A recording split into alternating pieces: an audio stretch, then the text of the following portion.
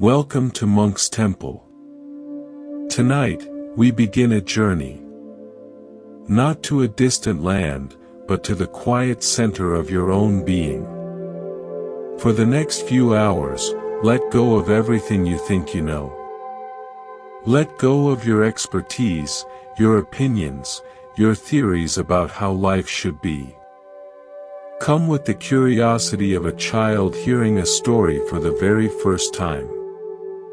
This is the most powerful space you can occupy, what the ancient masters called beginner's mind.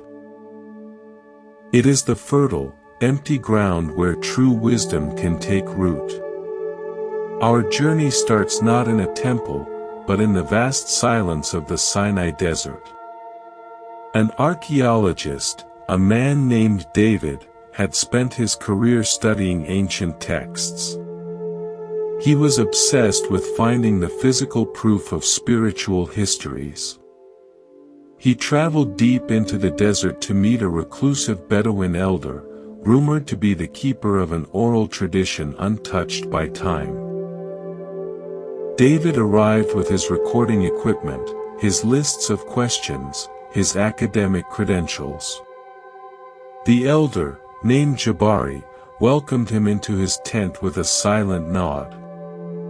As David began to excitedly explain his research, his hypotheses about migration patterns, his linguistic analysis of certain prayer forms, Jabari lifted a brass pot and began to pour strong, dark coffee into a small cup.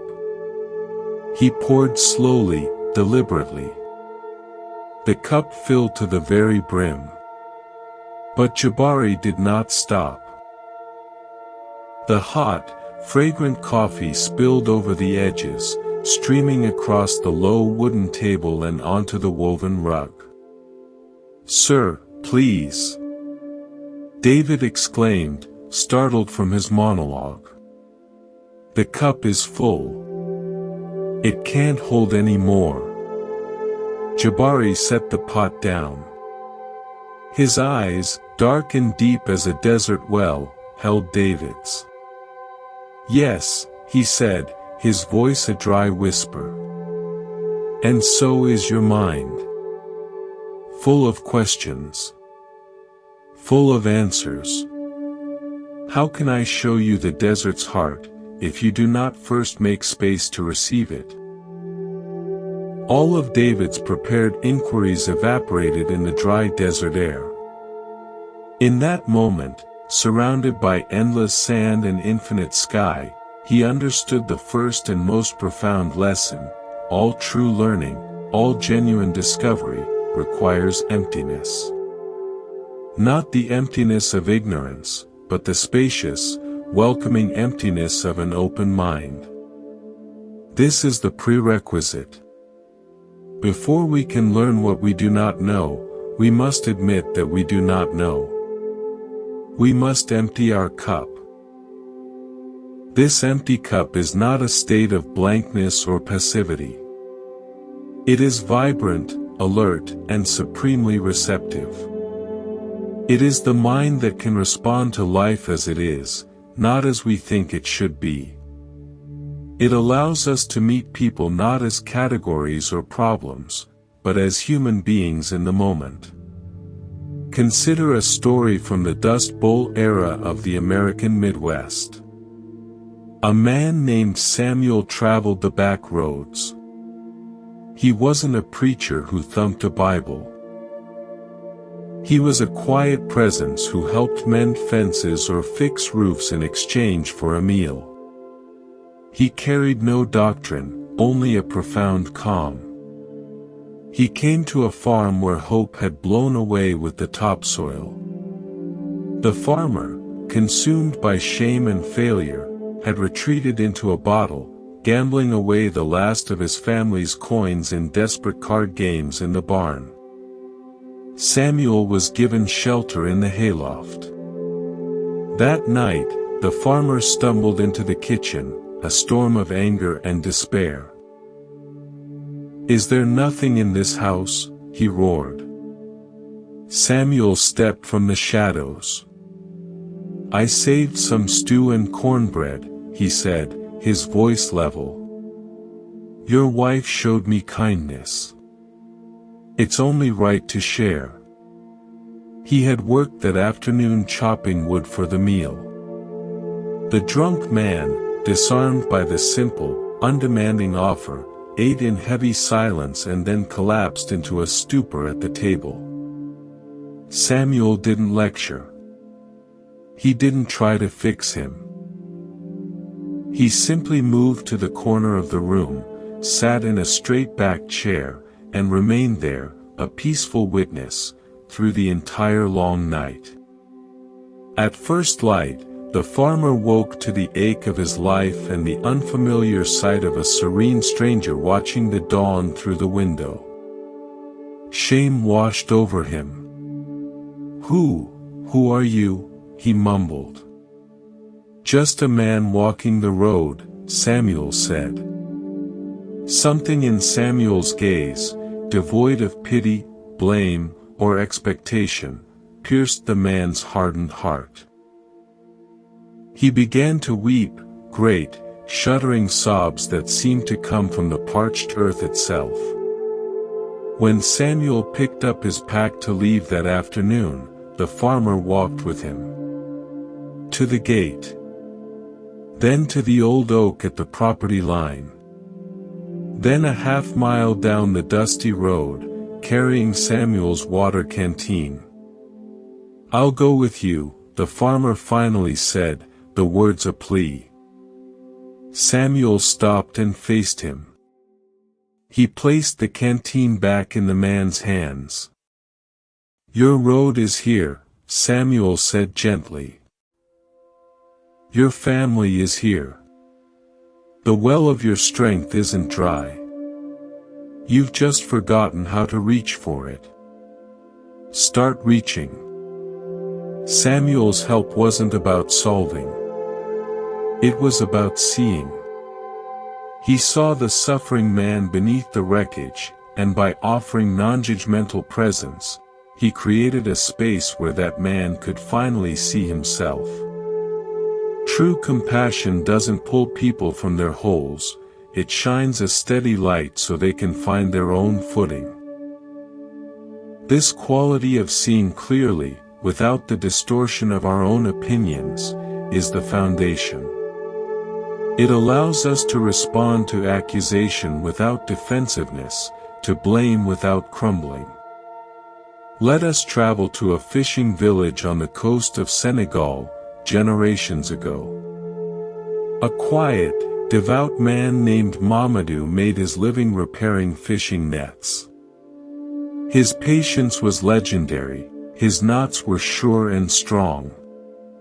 The village chief's young daughter became pregnant. Under intense pressure, she named Mamadou as the father. The community's outrage was a sudden, fierce tide. They confronted Mamadou at his hut by the water. "You have betrayed our chief's trust. You have dishonored our village. What do you say for yourself?" Mamadou looked up from his work, his hands still. "Is this so?" he asked, his voice as calm as the lagoon at slack tide. They took his quiet response as an admission of guilt. When the baby boy was born, they brought the infant to Mamadou's door. "This is your responsibility now." Overnight, Mamadou was an outcast. No one would sell him food. Former friends looked away. Mamadou showed no resentment. He took the child, whom he called Kofi, and cared for him with a tender devotion. He traded his strongest nets for goat's milk. He sang old fishing chants as lullabies. His love for the boy was so pure and evident that, over the months, the villagers' certainty began to erode like a sandcastle before a gentle wave. A year later, the young mother, unable to bear her guilt, confessed the truth to her parents. The father was a sailor from a passing trade ship. The chief's family, awash in shame, hurried to Mamadou's hut to reclaim the child. Mamadou gently placed the sleeping Kofi into his grandmother's arms. His only words were the same three. "Is this so?" He returned to his net mending. His peace had not been purchased by public vindication, nor broken by public scorn. He understood that the self, that could be praised or blamed, was like a temporary knot in the net of existence, coming together under tension and coming apart again. His true nature was the vast, seamless net of awareness itself, which holds all knots without being tangled by any of them. He had learned to rest in the isness of things, prior to the story of right and wrong. An empty cup is a vessel waiting to be filled. But with what? The natural expression of that open, receptive space is compassion. Not sentimentality, not agreement, but a clear seeing, courageous responsiveness that meets the world exactly as it is. This is the second step on our path, learning that the most powerful action often looks like stillness, and the kindest word is often silence. True compassion disarms. It doesn't fight force with force. It dissolves conflict by refusing to create an opponent. Let us visit a sun-drenched plaza in a small Portuguese village. A teacher named Mateus often spoke there under the shade of an ancient cork tree. His talks on the heart before fear drew everyone, farmers, shopkeepers, even the stern parish priest from the stone church overlooking the square. One afternoon, the priest, feeling his congregation's attention slipping toward this gentle mystic, marched into the plaza during a talk. "You," he declared, his voice cutting through the calm. "A man of God respects authority. But I see no authority here. Can you, with your quiet words, make me obey you?" The crowd grew tense. This was a direct challenge to their beloved teacher.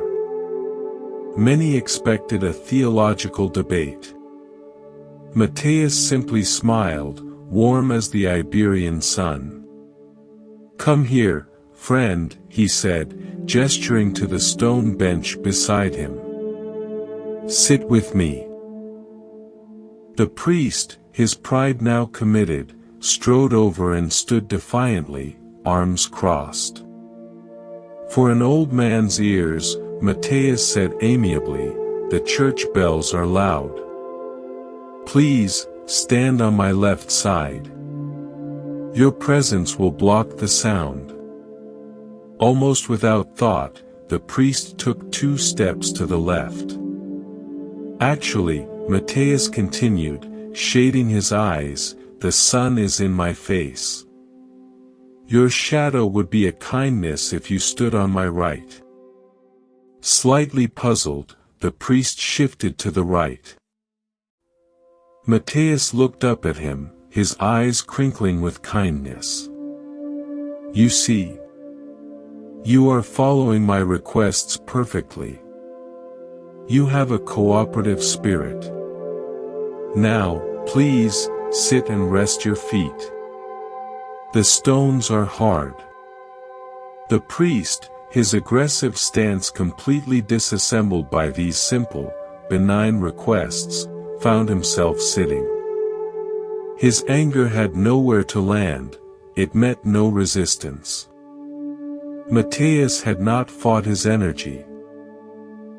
He had redirected it with such harmless, practical suggestions that the man's defensive identity simply had nothing to push against. Beneath the armor of dogma was a basic human willingness to be helpful when approached not as an enemy, but as a fellow traveler.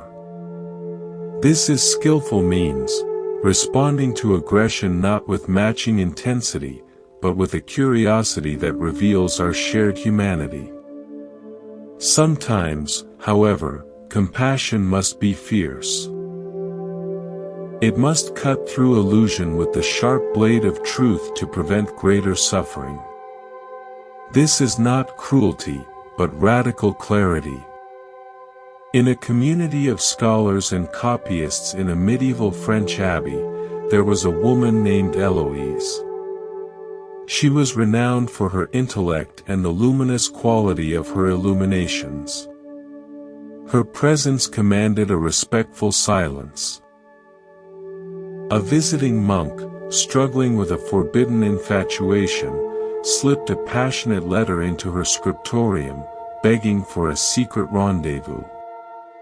Eloise read the letter and set it aside. She did not reply, nor did she report him to the abbot. She continued her work. The following day, during a chapter meeting where the monk was lecturing on the purity of contemplative love, Eloise stood. In a voice clear as a bell, she addressed him directly across the hall. "Brother," she said, "if the divine love you describe in your treatise is so pure and selfless, then demonstrate its principle here, openly, before God and this community. Declare it now, without secrecy." The hall fell into a stunned silence. The monk turned as pale as parchment, his secret longing exposed in the full, unforgiving light of day. Eloise's action was not vindictive. It was a surgical act of mercy. By dragging the hidden, tangled fantasy into the clear, public air of truth, she evaporated its power to corrupt and cause deeper harm. She held up a mirror so bright and direct that he could see, in an instant, the chasm between the idealized concept in his mind and the complex, real human being before him. The kindest cut is often the cleanest one, the one that leaves no room for the infection of self-deception to grow. This unwavering clarity springs from a stability that is not easily shaken by the world's praise or blame. It comes from knowing, deeply, what you are not. I remember meeting a man in the high desert of New Mexico. He lived in a small adobe hut, his only possessions a bedroll, a few pots, and a collection of peculiar stones he found beautiful. One afternoon, some teenagers on ATVs ransacked his hut while he was away, stealing his stones. I found him at dusk, sitting on a rock watching the colors blaze across the mesa. "I'm so sorry," I said. "They took everything you valued." He was quiet for a long moment, then glanced at me. "They took some rocks," he said softly. "They didn't take the sunset. They didn't take the sound of the wind in the canyon. They didn't take the thing that finds the rocks beautiful." He was poor in possessions, but immeasurably rich in the awareness that appreciates beauty. He knew the fundamental difference between the treasure and the treasure holder. When you know you are the holder, the aware space in which all experiences appear, loss loses its ultimate sting. This understanding allows compassion to become fearless. It can walk into darkness without becoming dark. It can meet violence without becoming violent. Consider a story from the frontier towns of the Old West. A legendary lawman, known for his fast draw and stern justice, heard of a Zen teacher passing through. Curious, he sought him out. "They say you teach peace," the lawman said, his hand resting near his pistol. "But out here, there's evil men. Peace doesn't stop a bullet. What good is it?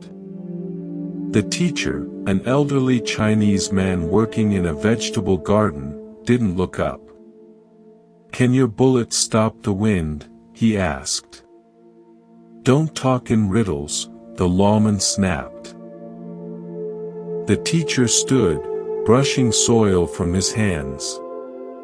He pointed to a sapling struggling in the harsh sun. You see that young tree? The sun beats on it. The wind tries to break it.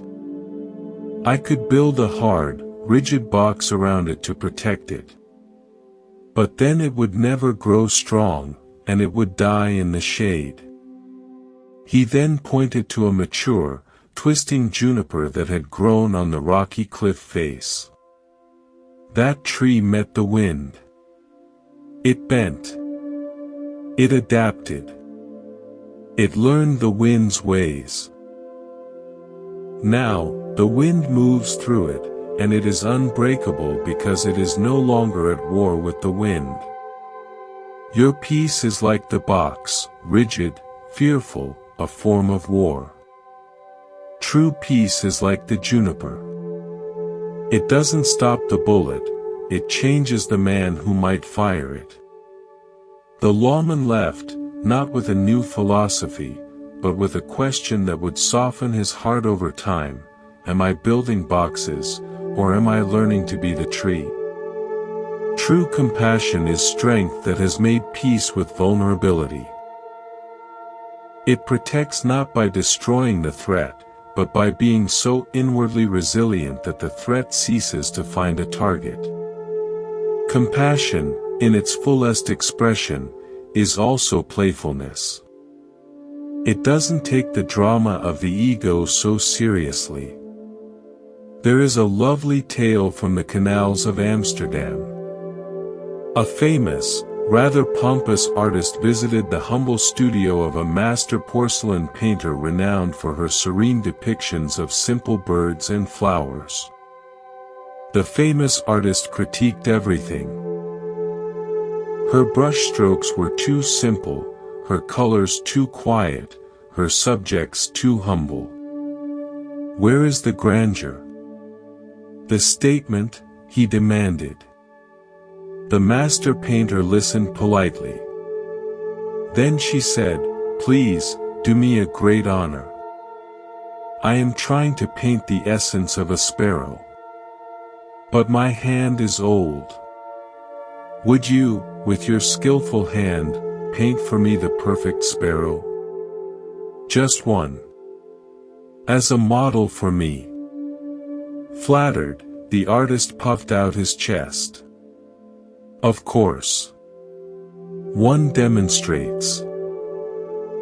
He selected a fine brush, mixed his colors with great ceremony, and with dramatic flourishes, painted a detailed, technically perfect sparrow on a precious tile. The master painter studied it. Ah. Yes. Very impressive. She then took a tile, dipped a broad brush in a single shade of soft gray, and with one fluid, effortless stroke, painted a form that was not a detailed bird, but the very feeling of a sparrow, light, quick, alive. She placed it beside his. Look, she said gently. You painted a sparrow. I painted sparrow. The artist's arrogance deflated. He had been competing in a realm of technique, while she was operating in a realm of essence. Her compassionate defeat of his ego was a gift, pointing him toward a deeper artistry. She met his superiority not with argument, but with an invitation to see beyond it. The mirror of compassion reflects back what is truly there, not what we wish to see. It meets the gambler with companionship, the accuser with calm, the arrogant with a gentle lesson, and the violent with an image of resilient peace.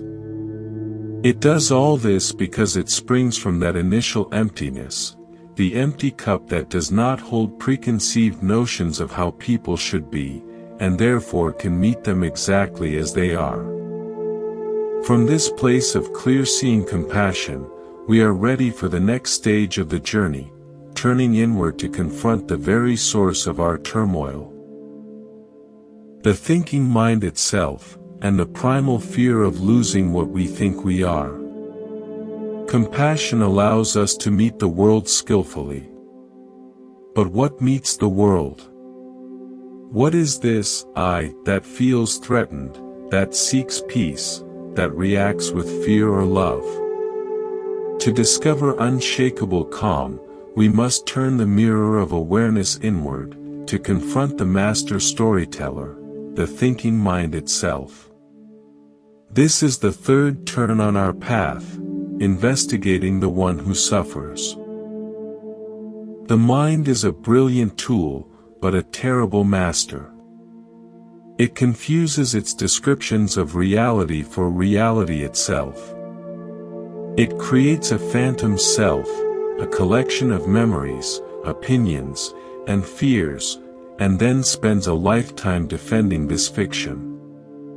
The path to freedom lies in exhausting this mind, in asking it a question it cannot answer, so that something deeper, quieter, and far more intelligent can be revealed.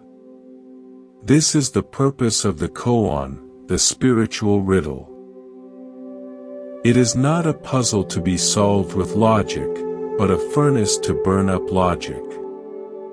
Let us travel to the workshop of a master stonemason building a cathedral in medieval Burgundy.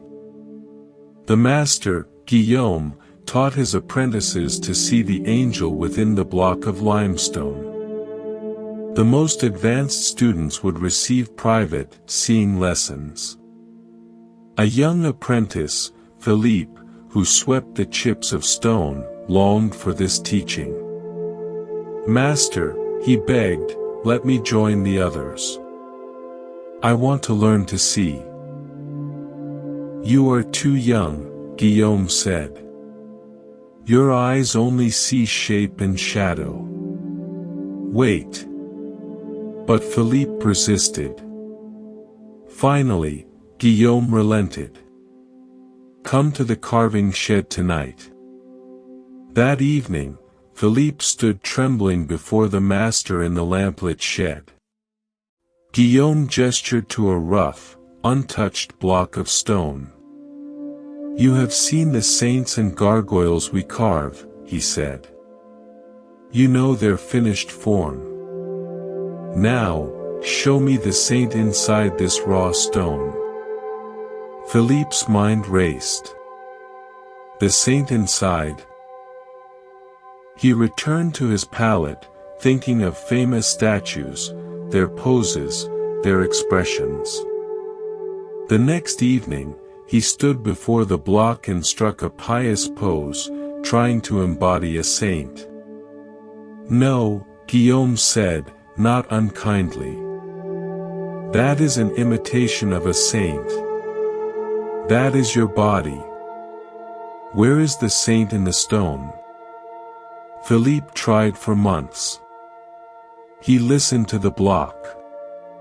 He heard rain dripping in the courtyard and tried to mimic that patience. "That is the sound of water," Guillaume said. He tried to express the firmness of the rock by standing rigid. "That is rigidity. Not the living potential within." A year passed. Philippe's clever ideas were exhausted. He wasn't frustrated, he was simply empty, looking. One evening, he just sat before the limestone, not trying to see anything in it.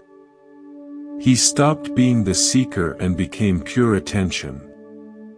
In that quiet, the stone was just stone. And he was just the space aware of it. The next evening, Guillaume asked again, "Show me the saint within the stone." Philippe said nothing. He walked to the block, placed both palms flat against its cool, gritty surface, and rested his forehead against it, breathing slowly. A perfect gesture of intimate, wordless communion. Guillaume nodded, a faint smile on his lips. "You have seen it," he said softly. The saint within the raw stone was not a hidden shape. It was the silent, pregnant wholeness before the first chisel strike, the unity of the seer and the seen. Philippe found it only when his thinking mind, desperate for an answer, gave up. He moved from thinking about to direct experiencing. This is the essence of meditation. Exhausting the thinker to reveal the awareness that was there before the first thought. When we over-identify with the thinking mind, we become trapped in a cage of our own making. Our fears, especially the fear of inadequacy, take on monstrous proportions. We believe we are the cage. There is a powerful story from the world of classical music in 19th century Prague. A violinist named Joseph possessed breathtaking technical skill. In the practice room, he could play the most complex concertos flawlessly. But the moment he stepped onto the concert stage, his mind would betray him. "They see how nervous I am. That critic in the front row hates me. I will forget the passage." His hands would tremble, his bow would skid, and his performances were shadows of his real ability. Desperate, he went to see an old, retired conductor who lived quietly outside the city. He poured out his torment. The old man listened. "Joseph," he said finally. "Your name, in the old tongue, can mean, he will add. You are trying to add a performance on top of a frightened man. Tonight, stay here. Do not be Joseph the violinist. Be music. Not a man playing notes, but the vibration of sound itself moving through the hall. Be the space through which the concerto flows." That night, Joseph sat in the conductor's silent music room. At first, he thought of fingerings, of the audience. But as the night deepened, he began to listen to the silence. He imagined it not as emptiness, but as the source of all sound. He felt himself not as a separate player, but as an instrument of that silence. The next evening, he walked on stage. He didn't see a crowd of judges, he felt a vast silence waiting to be given form. He raised his violin, and when he played, it was as if the music played itself. He was never paralyzed by fear again. He had discovered that his anxiety was the gap between who he thought he was, a small, separate self that could fail, and what he actually was, the awareness that could host both the skill and the silence. When he identified with the vastness, the crowd became part of the music, not its critic. The thinking mind is also the author of our most persistent ghost stories, the narratives of guilt and regret that haunt us long after the events are past. Consider a tale from the colonial-era Caribbean. A merchant, Christopher, had deeply loved his wife. On her deathbed, she made him promise never to remarry. "If you do," she whispered, "I will return as a spirit and torment you." Grief-stricken, he agreed.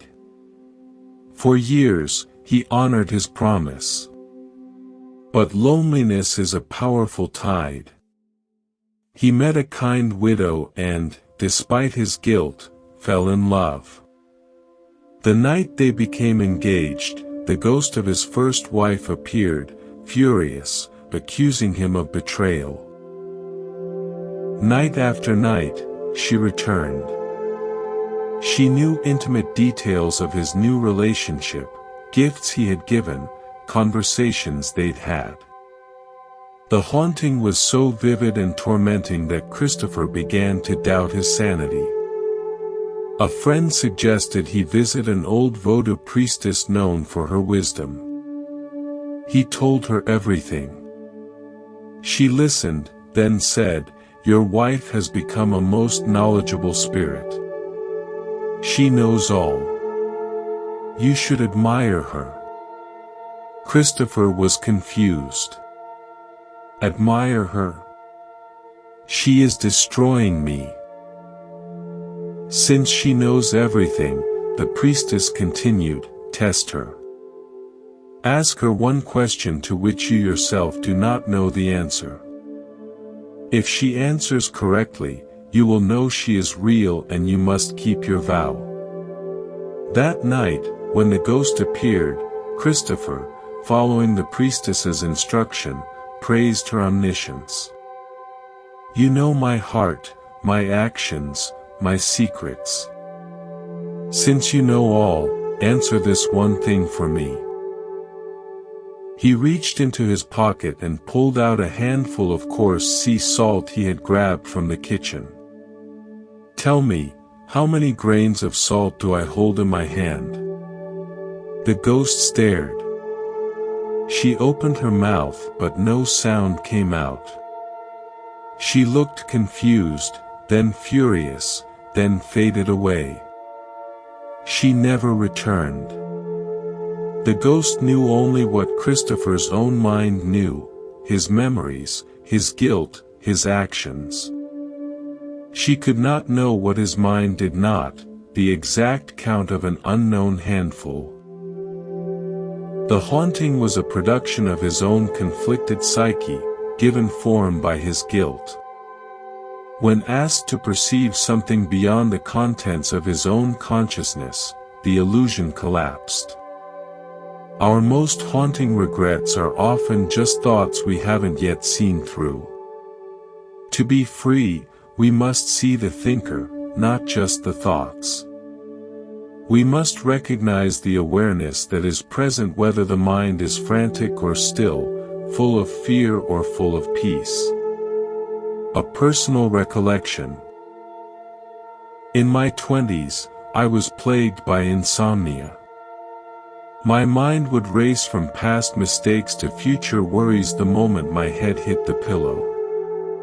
One desperate night, an older friend gave me simple advice. Stop trying to sleep. Just lie there and be curious. Ask yourself, to whom are these thoughts appearing? Who is the one lying here awake? Don't answer it intellectually. Just feel the question. That night, I did. As a wave of anxiety about work arose, I silently asked, who is aware of this anxiety? I felt for the me having the feeling. Strangely, I couldn't locate a solid me, just the sensation of anxiety floating in a field of dark, quiet awareness. The thought lost its stickiness. It was just a passing cloud. I wasn't the cloud, I was the sky watching it drift by. I didn't find an answer that night, but I found the space in which all answers and questions arise. And in that space, without effort, I fell deeply asleep. This is the great turning point. We stop being victims of our minds and become witnesses to them. We discover that we are not the sound of two hands clapping, the noisy conflict of thought and emotion. We are the sound of one hand, the silent, aware presence that makes all experience possible. From this stable vantage point, we are ready to face life's ultimate change, and the deepest attachment of all, the fear of death. When we discover the awareness that watches the mind, we make a profound discovery. this awareness is unchanging, but everything it perceives is in constant motion. Thoughts, feelings, sensations, the body itself, all are fleeting. To cling to any of it as permanent is the root of suffering.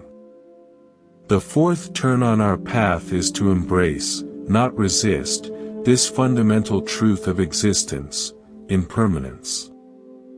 In doing so, we stop fighting the current of life and learn to float in it. The enlightened heart does not become cold or indifferent to change. It becomes intimate with it. It learns to love the wave knowing it will crest and fall, to appreciate the blossom knowing it will drop. This is not pessimism, it is the deepest form of realism, and it unlocks a peace that is not dependent on circumstances holding still, which they never do.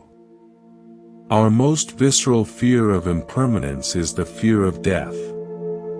To meet this fear with open eyes is the ultimate spiritual practice.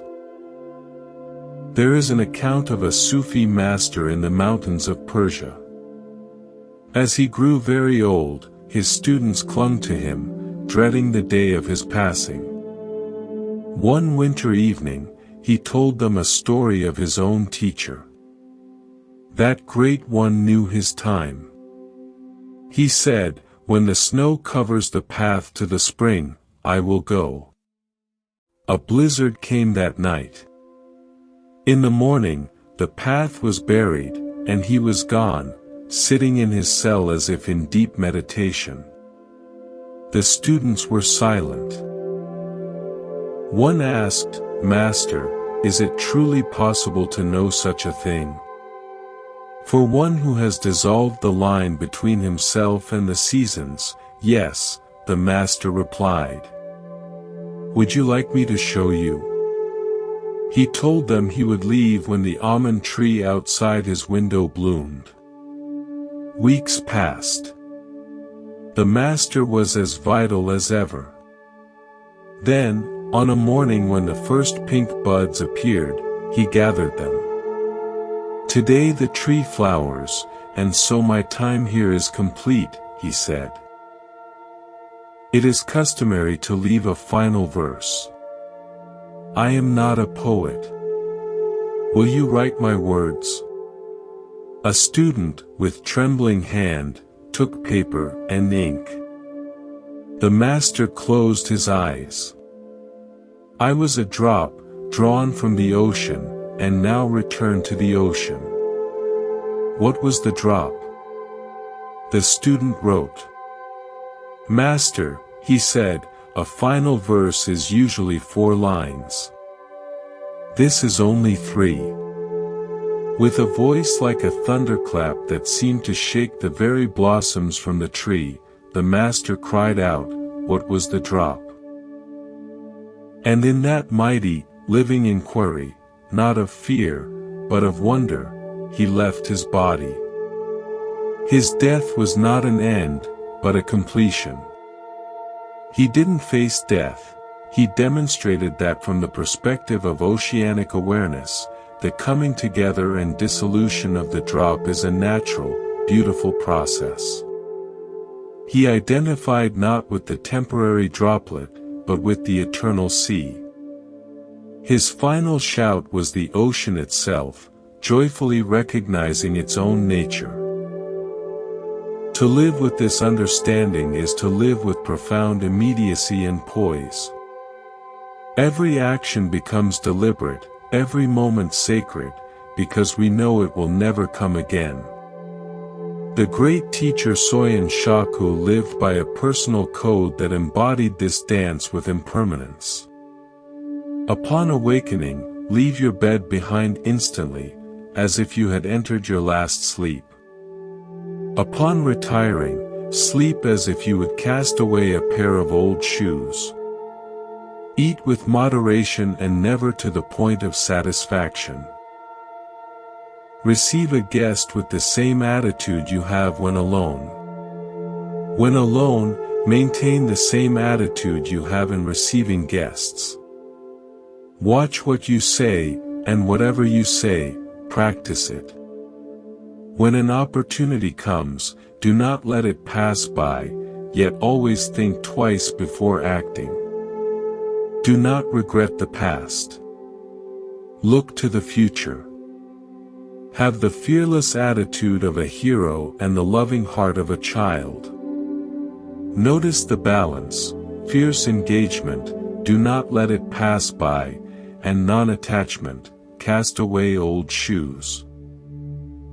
He was practicing death every night and rebirth every dawn. He wasn't preparing for some future enlightenment, he was expressing enlightenment in how he tied his robes, how he ate his rice. When you know the sand in the hourglass is finite, you stop wasting a single grain on pretense or procrastination. This wisdom transforms our relationship to loss. It doesn't remove the ache of grief, but it removes the second arrow of resistance to that ache. A story is told of a Buddhist priest in a remote Japanese village. His wife of 40 years died after a long illness. Heartbroken, he arranged for monks to recite sutras for her peaceful passage. After the ceremony, he asked the head monk, "Do you think my wife will gain merit from this?" "Not only your wife," the monk replied kindly, "but all sentient beings will benefit." The priest was troubled.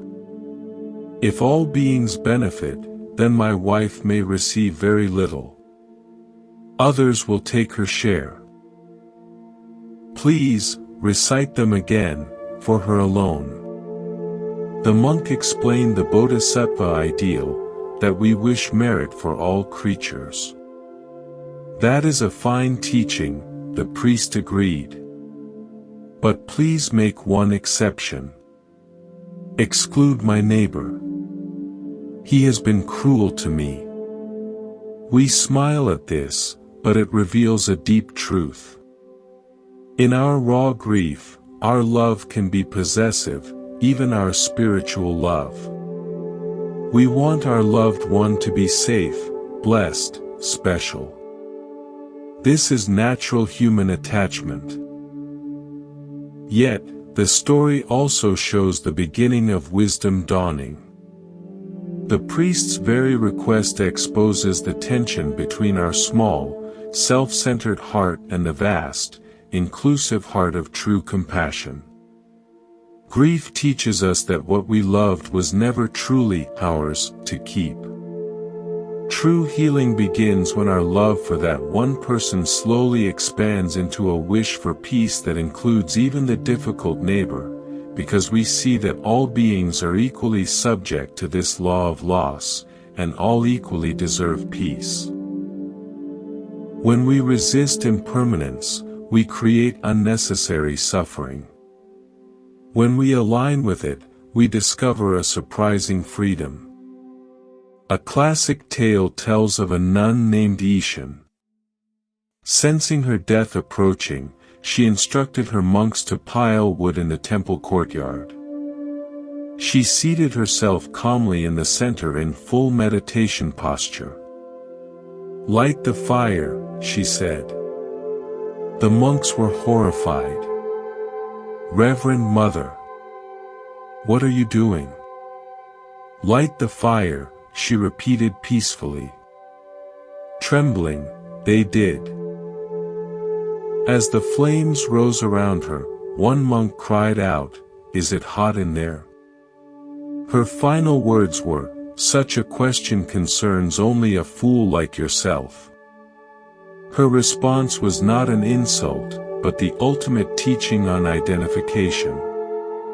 The one who asks, "Is it hot?" identifies completely with the body, its sensations, its impending destruction. Ishan, having realized her true nature as the awareness in which the body and even intense pain arise, was no longer trapped in that identification.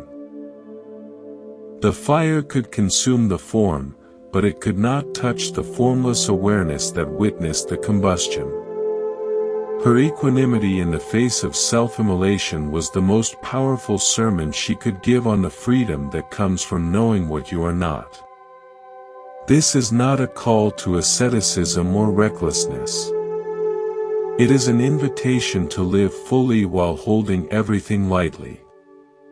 The beauty of a cherry blossom lies precisely in its brief, brilliant life. Knowing it will fall intensifies our appreciation, it doesn't ruin it. I learned this from a maple tree in my backyard.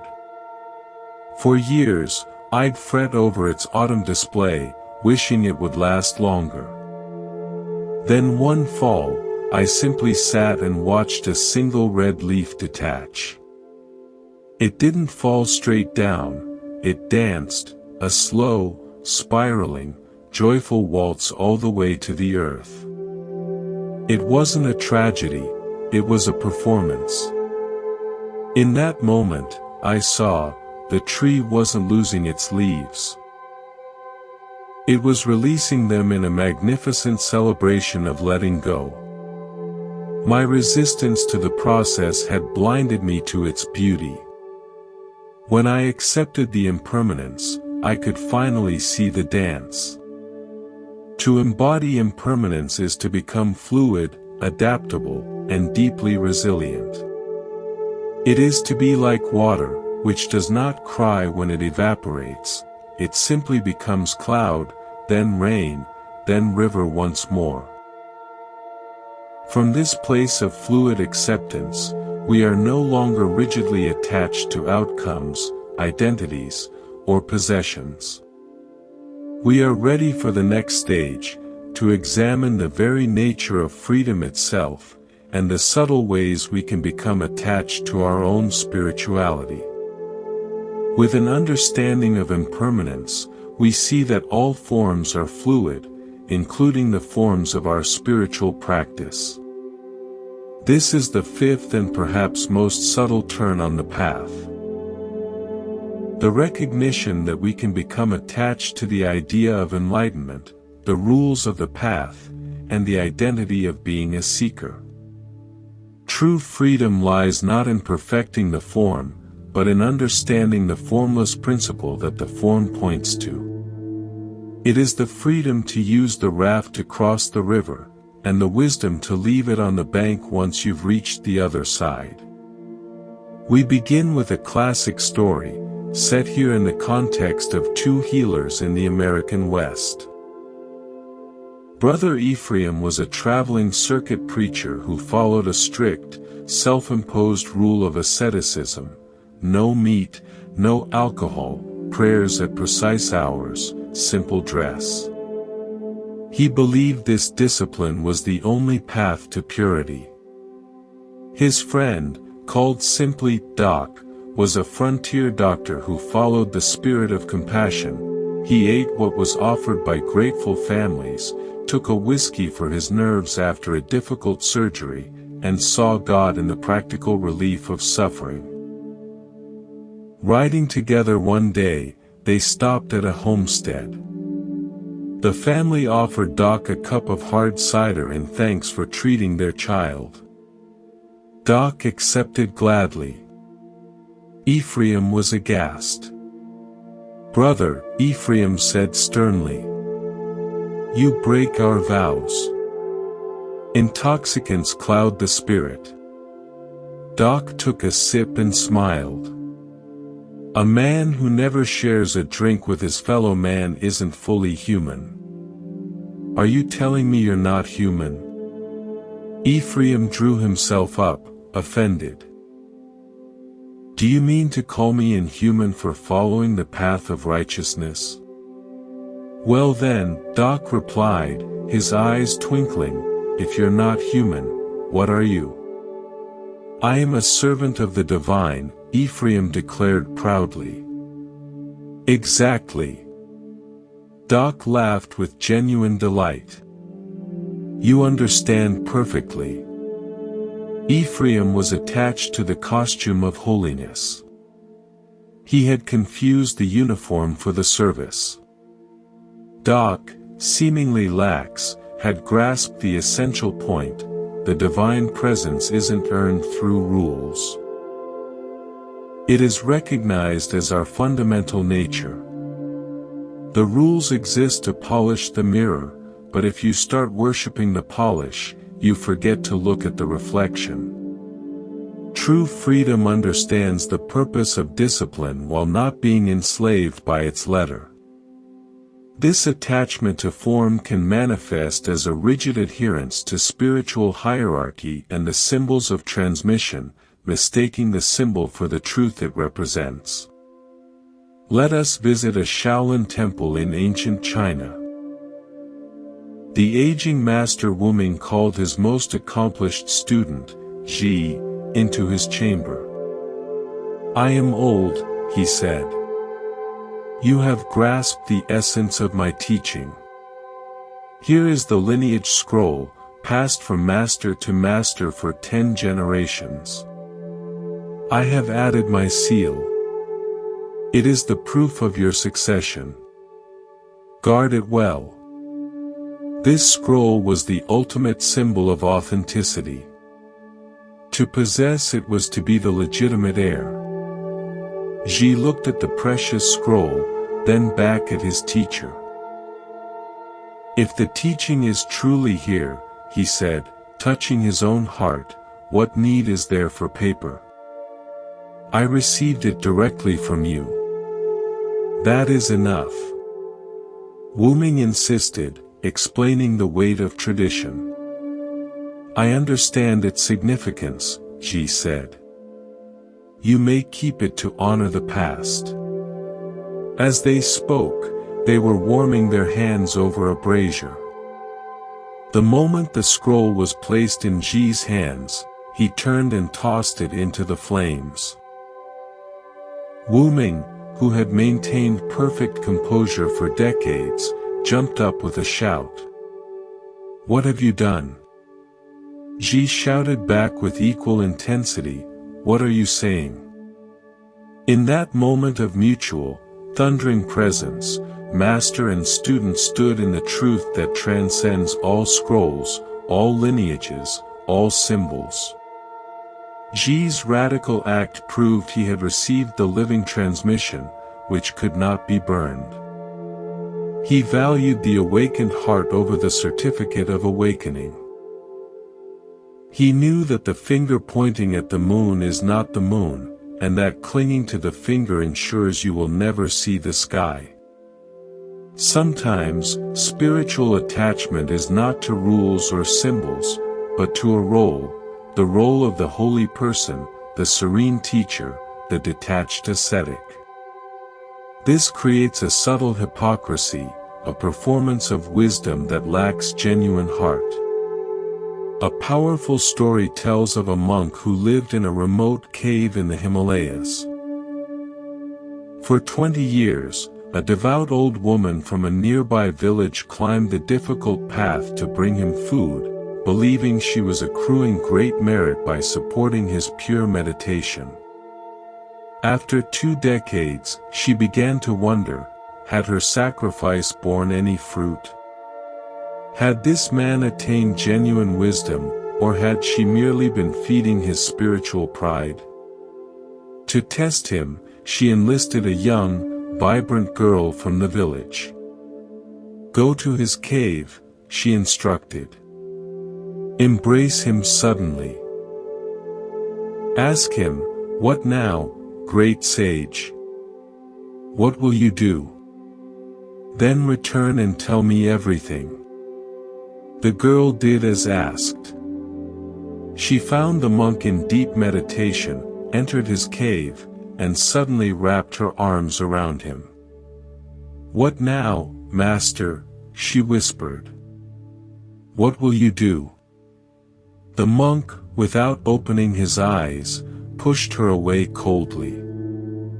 In a detached, poetic tone he said, "A withered tree rests on a frozen cliff. Nowhere is there any warmth." When the girl reported this, the old woman's face darkened with furious disappointment. 20 years, she cried. 20 years I fed that statue. He showed no kindness, no humanity, no compassion for your confusion. He didn't need to embrace passion, but he needed to acknowledge a person. That very day, she climbed the path and burned his hermitage to the ground. The monk had achieved detachment, but he had mistaken emotional numbness for enlightenment. He prized his own serene image above the human being before him. The old woman, in her fierce act, taught that genuine spirituality makes you more human, not less. It includes skillful compassion, the ability to meet each being where they are with appropriate feeling, not a rehearsed, icy maxim.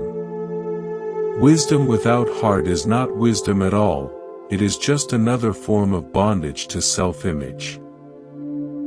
True spiritual freedom, therefore, is the freedom to express the deepest principles in ways that may look unconventional, even scandalous, to those attached to the forms. Consider the story of the teacher Shone, but let us place him in the context of a nomadic Berber tribe in North Africa. Shone was a respected spiritual guide. When his father died, he became responsible for his aging mother. The traditional men's council, where he taught, was no place for a woman. So Shone did something radical. Wherever the tribe traveled, he set up a separate tent for his mother nearby. He supported them by crafting beautiful prayer beads to trade. When his mother, struggling with the desert diet, craved meat, which he, as a guide, abstained from, he would procure it for her without hesitation, ignoring the whispers of others. His mother, seeing his sacrifice, chose to take on devotional practices herself to ease his burden. They practiced together.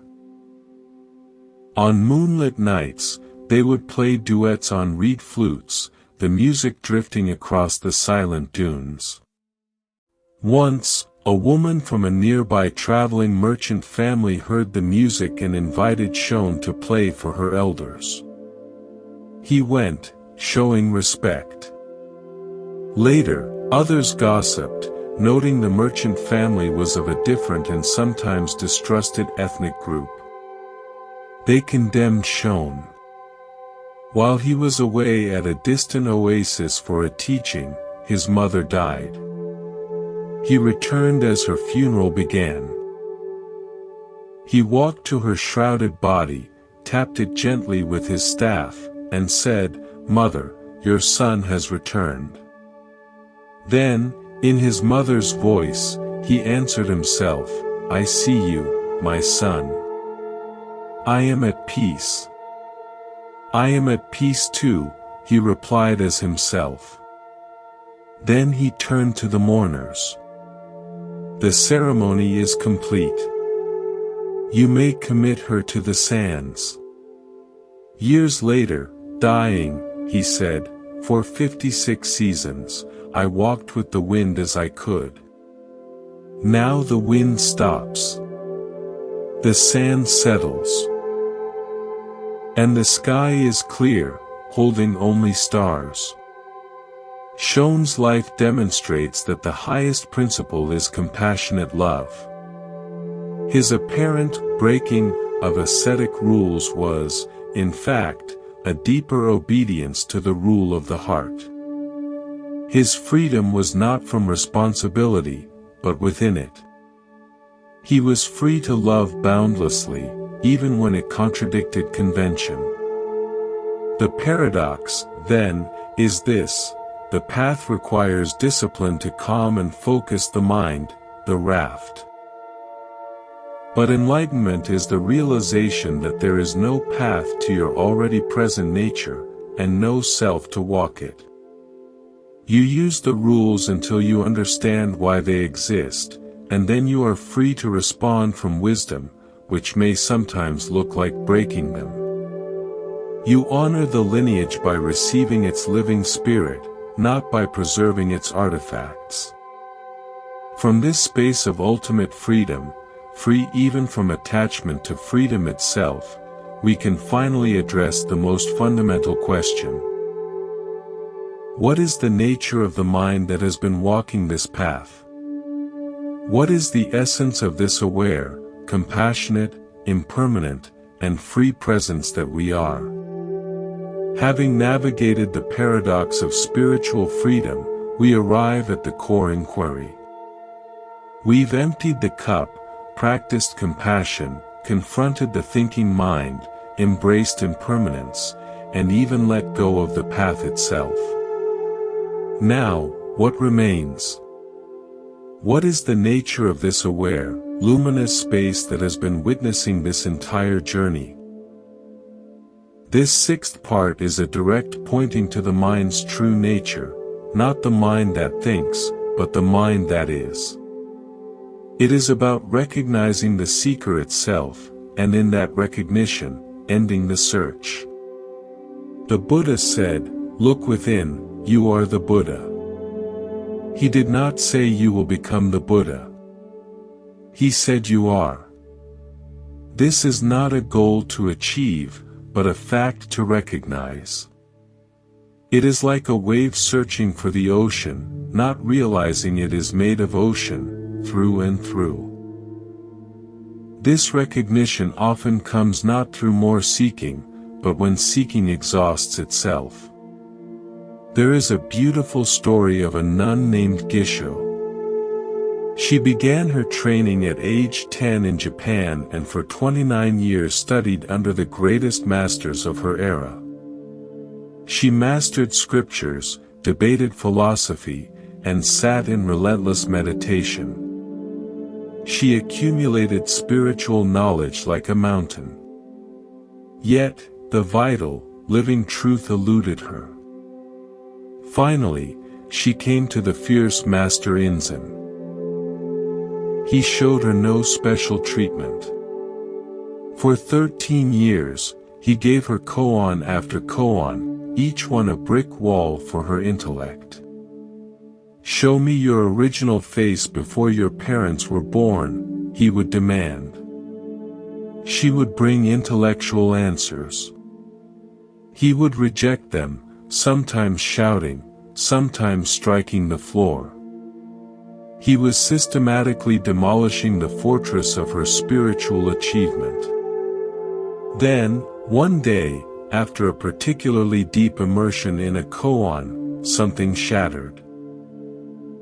Not her mind, but the idea that she was separate from what she sought. The seeking collapsed into being. She realized the original face was the one looking, the pure, aware presence that had been there before any thought of parents, before any concept of a face. She wasn't enlightened, she simply ceased obscuring the enlightenment that was always her condition. When she demonstrated this to Inzen, he confirmed it with a poem, noting she had passed through many gates, but added, "She should receive still more blows from my iron fist." Even after profound awakening, the journey wasn't over. It became about living from that recognition in every moment, facing life's ordinary gates with the same depth.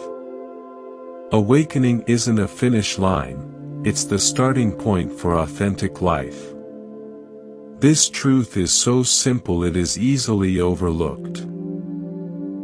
It's not found in complex states, but in the ordinary mind, just as it is. The great master Joshu was once asked by a monk, "I have nothing in my mind. What shall I do?" Joshu said, "Throw it out." "But if I have nothing," the monk protested, "how can I throw it out?" "Well then," Joshu replied, "carry it out." This delightful exchange cuts to the heart of the seeker's last trap. The monk thinks having nothing is a special, empty state he has achieved, a something to be proud of. Joshu tells him to discard even that. When the monk clings to his nothing, Joshu tells him to carry that burden until he gets the joke, that even the concept of spiritual emptiness is a thought, an object in awareness. The true nothing is the awareness itself, which is not a thing that can be had or thrown. It is what you are. Joshu is pushing the monk to see the difference between a mind that is empty of thoughts, and the boundless awareness that is empty in itself, like space, and can therefore contain all thoughts. When we recognize this as our nature, we see it everywhere. It is the common truth in all genuine teachings, regardless of their outer form. In the hills of Ottoman Greece, there lived a Christian mystic named Father Alexios. A young scholar, exposed to Islamic Sufi poetry, came to him nervously with a book. "Father, have you read the works of Rumi?" "No," Father Alexios said. "Read to me." The young man read, "Out beyond ideas of wrongdoing and right-doing, there is a field. I'll meet you there." Father Alexios's eyes grew soft. "The man who wrote that," he whispered, "has walked with God." Encouraged, the scholar read more, "Let the beauty we love be what we do. There are hundreds of ways to kneel and kiss the ground." "Yes," Father Alexios nodded. "That is the voice of one not far from Christ." Father Alexios was not concerned with labels. He recognized the fragrance of divine union, whether it came from a Persian poet or a Christian saint. The awakened mind is like a bee, it doesn't discriminate between flowers, it goes directly to the nectar of truth. It understands that the ultimate reality, whether called God, Nirvana, Brahman, or the original face, is one and the same, and all authentic paths lead to its recognition. This recognition also transforms our perception of the everyday world. It reveals the sacred in the utterly mundane. The seeker Banzan was walking through a bustling market in Old Bombay, his mind heavy with spiritual striving. He overheard a customer demand of a fishmonger, "Give me your best piece of fish." The fishmonger, an elderly man with wise eyes, replied, "Everything in my stall is the best. You cannot find here any piece of fish that is not the best." In that instant, Banzan was stopped in his tracks. He had been seeking the best spiritual experience, rejecting ordinary moments as inferior. The fishmonger's statement was a lightning bolt. Every moment, every experience, is the perfect manifestation of the causes and conditions of that moment. The sound of the market, the smell of spices, the feeling of fatigue, it's all the best and only possible expression of what is right now. Enlightenment isn't about transcending the ordinary, it's about recognizing the extraordinary perfection of the ordinary. When we stop seeking a better moment, we discover the sacredness of the one we're in. But how do we live from this recognition? It expresses itself as a natural, unforced responsiveness, free from the complications of self-consciousness. The master calligrapher Qasim was asked to recreate the famous inscription, "The First Principle," for a temple gate. He was a master of no mind, his brush moving with spontaneous perfection. But on this day, a diligent but opinionated student was preparing his ink. With each attempt Qasim made, the student would frown and mutter, "No, that is not good." Kassen, affected by this critical gaze, tried again and again, producing 84 versions, each rejected by the student. The master's natural flow was blocked by self-consciousness. Finally, the student left the room for a moment. Instantly, Kassen felt relief. He picked up his brush, and without a single thought of the student, of good or bad, he wrote the characters in one fluid, inspired motion. It was a masterpiece. The student returned, saw it, and exclaimed, "Perfect." Kassen had discovered that our finest expressions come not from the mind that judges and compares, but from the original mind that acts when the critic, internal or external, is absent. This is the mind before division, before the split into me and my performance. It is the mind of pure creativity, the mind of nature itself. This brings us to the final, beautiful paradox of the path. All our seeking has been done by the very thing we seek. The seeker is the sought. The journey ends where it began, but without the ignorance. A disciple of the Buddha, Subhuti, sat in deep meditation beneath a tree. He had so thoroughly understood the teaching of emptiness that his sense of a separate self had dissolved. He was simply awareness, open and clear. At that moment, flower petals began to rain down around him. Heavenly voices whispered, "We praise you for your discourse on emptiness." Subhuti, from within his meditation, replied, "But I have not spoken of emptiness." The voices responded, "You have not spoken of emptiness. We have not heard emptiness. This is true emptiness. The highest teaching is wordless. The deepest realization is not an object one possesses. It is the dissolution of the one who would possess. True emptiness is this vibrant, alive, luminous awareness that is empty of a separate self, yet full of the entire world." Subhuti was praised not for what he did, but for what he was, a perfect transparency through which the truth of emptiness shone, unobstructed. In this space, seeking naturally ceases. There is no one left to seek, and nothing separate to be found. There is only this, the suchness of experience, awareness knowing itself. From this place of fulfilled recognition, we can finally look upon the whole of life, and the approach of death, with complete unity. We have traveled far. We have emptied the cup, refined compassion, seen through the thinking mind, embraced change, found freedom beyond form, and recognized our original nature.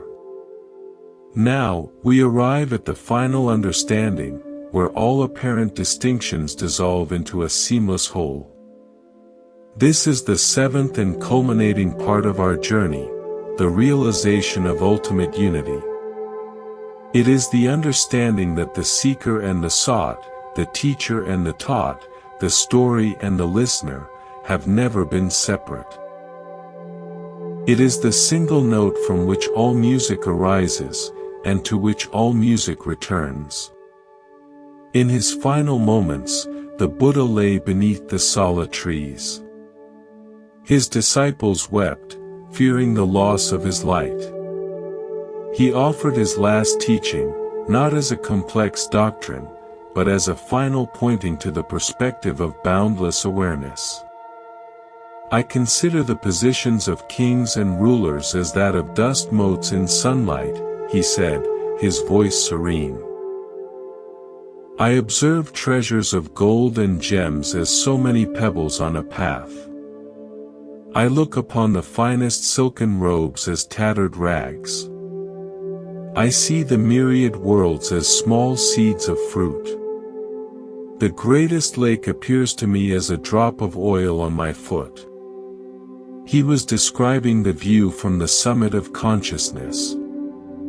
From that height, the worldly distinctions of power, wealth, and status are seen in their true proportion, temporary, small, and insubstantial. They are patterns in the tapestry, not the loom itself. I perceive the teachings of the world to be the illusions of magicians, he continued. I discern the highest conception of emancipation as a golden brocade scene in a dream. I view the holy path as flowers appearing in one's eyes. I see meditation as a pillar of a mountain. Nirvana appears to me as a nightmare of daytime. Even the spiritual attainments, the very path he had taught, were revealed from this vantage as temporary phenomena arising within the vastness of mind. The path is necessary, but it, too, is a finger pointing at the moon. To cling to any state, even nirvana, is to cling to a dream within the awakening. His final words were, I look upon the judgment of right and wrong as the serpentine dance of a dragon, and the rise and fall of beliefs as but traces left by the four seasons. With this, he completed his teaching. He showed that from the perspective of pure awareness, all dualities, right and wrong, gain and loss, birth and death, are part of a magnificent, ever-turning dance of energy. They are not problems to be solved, but expressions of the one, indivisible reality to be witnessed with equanimity and love. He was not rejecting life, he was embracing it in its totality, from the place that is prior to all division. This unity is not a philosophical concept. It is a lived reality that expresses itself in action, often in ways that defy conventional understanding. The Zen master Kakuo returned to Japan after studying in China. His reputation for deep understanding reached the emperor, who summoned him to the palace to explain Zen. The court assembled, expecting a profound lecture. Kakuo stood before the emperor in silence. Then, from his robe, he produced a simple bamboo flute. He raised it to his lips and played one pure, resonant note. The sound hung in the air of the great hall, complete and self-sufficient.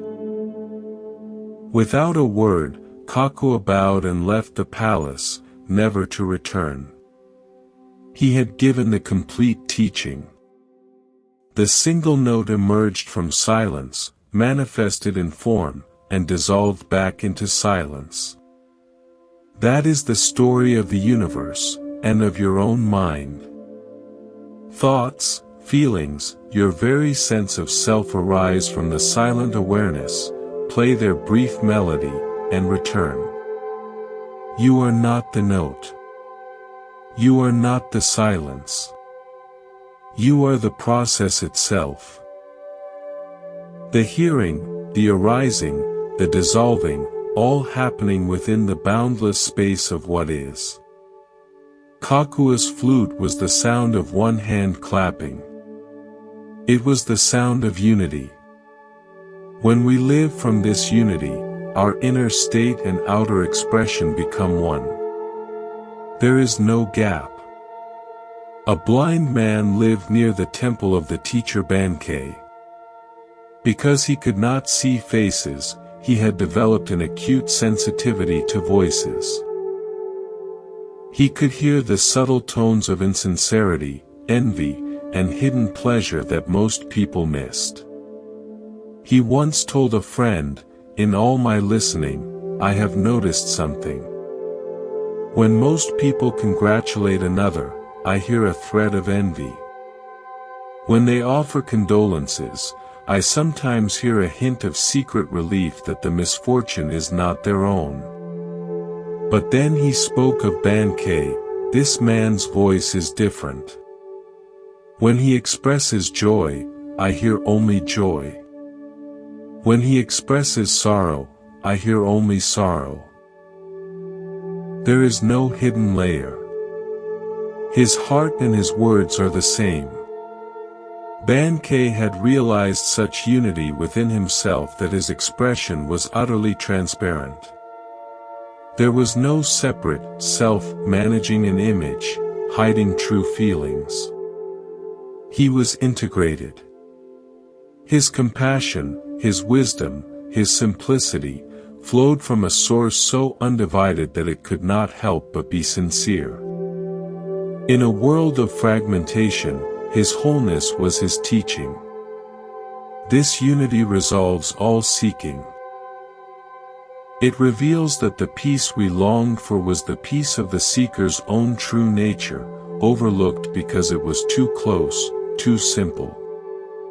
A beautiful parable tells of a young fish who swam anxiously to the wise old fish. "I have heard tell of a thing called the ocean," the young fish said. "It is said to be all around us, the source of all life. I must find it. Which way should I go?" The old fish smiled. "My child," he said, "you are swimming in it. You have always been swimming in it. It is not somewhere else. It is what you are, and what holds you."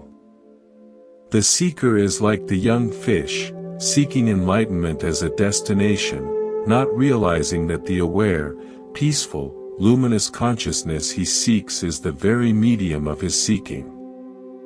It is the ocean of awareness. The journey ends when you stop swimming toward and realize you are swimming within. So, what is the practical result of all this? How do we live from this understanding? We live as the masters in these stories lived. We live like the desert elder, with an empty cup, ready to receive each moment fresh, free from the clutter of yesterday's conclusions.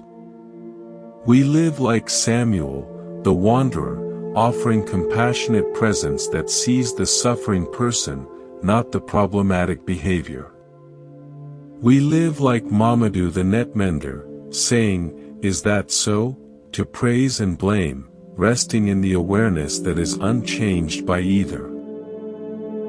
We live like the stonemason's apprentice, willing to exhaust the thinking mind in sincere looking, to find the direct experience beneath concepts. We live like the Sufi master, embracing impermanence with such intimacy that even death becomes a joyful return, not a fearful end. We live like Doc on the frontier, understanding the spirit behind the rules, free to express compassion in the form the moment requires. And we live like Kakua, knowing our essential nature as the silence and the note, the awareness in which the entire drama of life unfolds. We don't become perfect. We become real. We respond to life appropriately, not from a script of spiritual correctness, but from the deep, quiet intelligence of our true nature. As this journey of stories ends, let the stories go. Let the concepts of path and parts dissolve. They were only ever maps. You are the territory. The peace you sought was never in the future. It was the presence listening to these words. The stillness you longed for was the space between your thoughts. The love you wanted to find was the very heart beating in your chest, capable of meeting this moment with openness. You have always been home. You were just listening to stories about it. Rest now. Not in an idea, but in the actual, alive, aware presence that is reading this, hearing this, being this. There is nothing to achieve. No one to become. Nowhere to go. Simply be what you have always been, awake, aware, at peace. Welcome home. Our journey so far has been a path. But perhaps it's better seen as a room slowly being illuminated. Imagine a grand, ancient hall within you, shrouded in shadow. On its walls are 7 lamps. As we pass through each understanding, a lamp is lit. The light doesn't create anything new, it simply reveals what was always there, waiting in the stillness. Let's explore each of these lamps with new stories. The first lamp, the Lamp of Spaciousness. We've spoken of the empty cup. This is the Lamp of Spaciousness, the light that reveals the open sky within, the capacity to hold everything without being crowded by anything. There was a cartographer named Silas, hired to map the dense, uncharted rainforests of the Amazon. He arrived with rolls of parchment, precise instruments, and a head full of theories from old books. His native guide, an elder named Tué, simply watched him for days as Silas struggled, his maps becoming a mess of frantic lines, his compass confused by mineral deposits. Finally, Tué took Silas to a giant kapok tree, its branches a sprawling canopy. "Climb," Tué said. "I don't have time for this," Silas protested. "I need to chart the rivers." "Climb," Tué repeated, his voice quiet. Annoyed, Silas climbed. It took hours. When he finally broke through the canopy, he was gasping, high above the endless green sea. He looked out. And in that moment, he saw it. The serpentine curves of the main river, the tributaries branching like veins, the clear layout of the land he had been lost in for weeks. From up here, the map was already drawn by nature itself. He had been trying to map the forest from inside the ferns, with a mind full of paper. Tué's lesson wasn't about altitude, it was about inner spaciousness. To understand the territory, you must first find the vantage point within you that is as vast as the sky. The Lamp of Spaciousness is that climb. It's the shift from being lost in the details of thought to resting in the awareness that can see the whole pattern. The second lamp, the Lamp of Unconditional Regard. Compassion is often misunderstood as softness. The Lamp of Unconditional Regard is a clearer light. It is the quality of seeing the essential worth in another being, regardless of their behavior, and meeting them from that place. It doesn't condone, it sees beyond. In a tough inner-city school, there was a teacher, Mrs. Evans. Her most challenging student was Marcus, a boy known for his defiant glare and quick fists. Principals had given up. One day, Marcus threw a chair. Mrs. Evans didn't yell. She waited for the storm to pass. Later, she found him in the empty gym, shooting hoops alone with a fury. She didn't approach. She simply sat in the bleachers. After 20 minutes of rhythmic bouncing and missed shots, she said, "You have a powerful follow-through.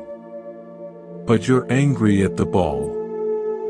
It's not the ball's fault." He ignored her. She stayed. Finally, panting, he snapped, "What do you want?"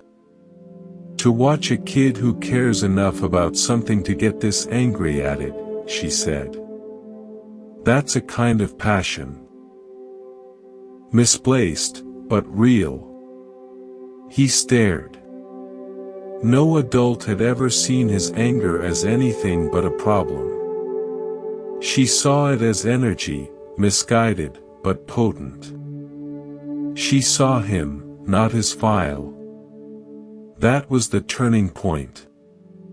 She didn't fix him. She lit the lamp of unconditional regard, and in that light, he could finally start to see himself as something other than a problem. He began to stay after school, not for detention, but to help her organize the bookshelf, to talk. The regard was unconditional. The relationship that grew from it had boundaries and expectations. But it started with a light that refused to see him as broken. The third lamp, the lamp of the silent watcher. We've called it the witness.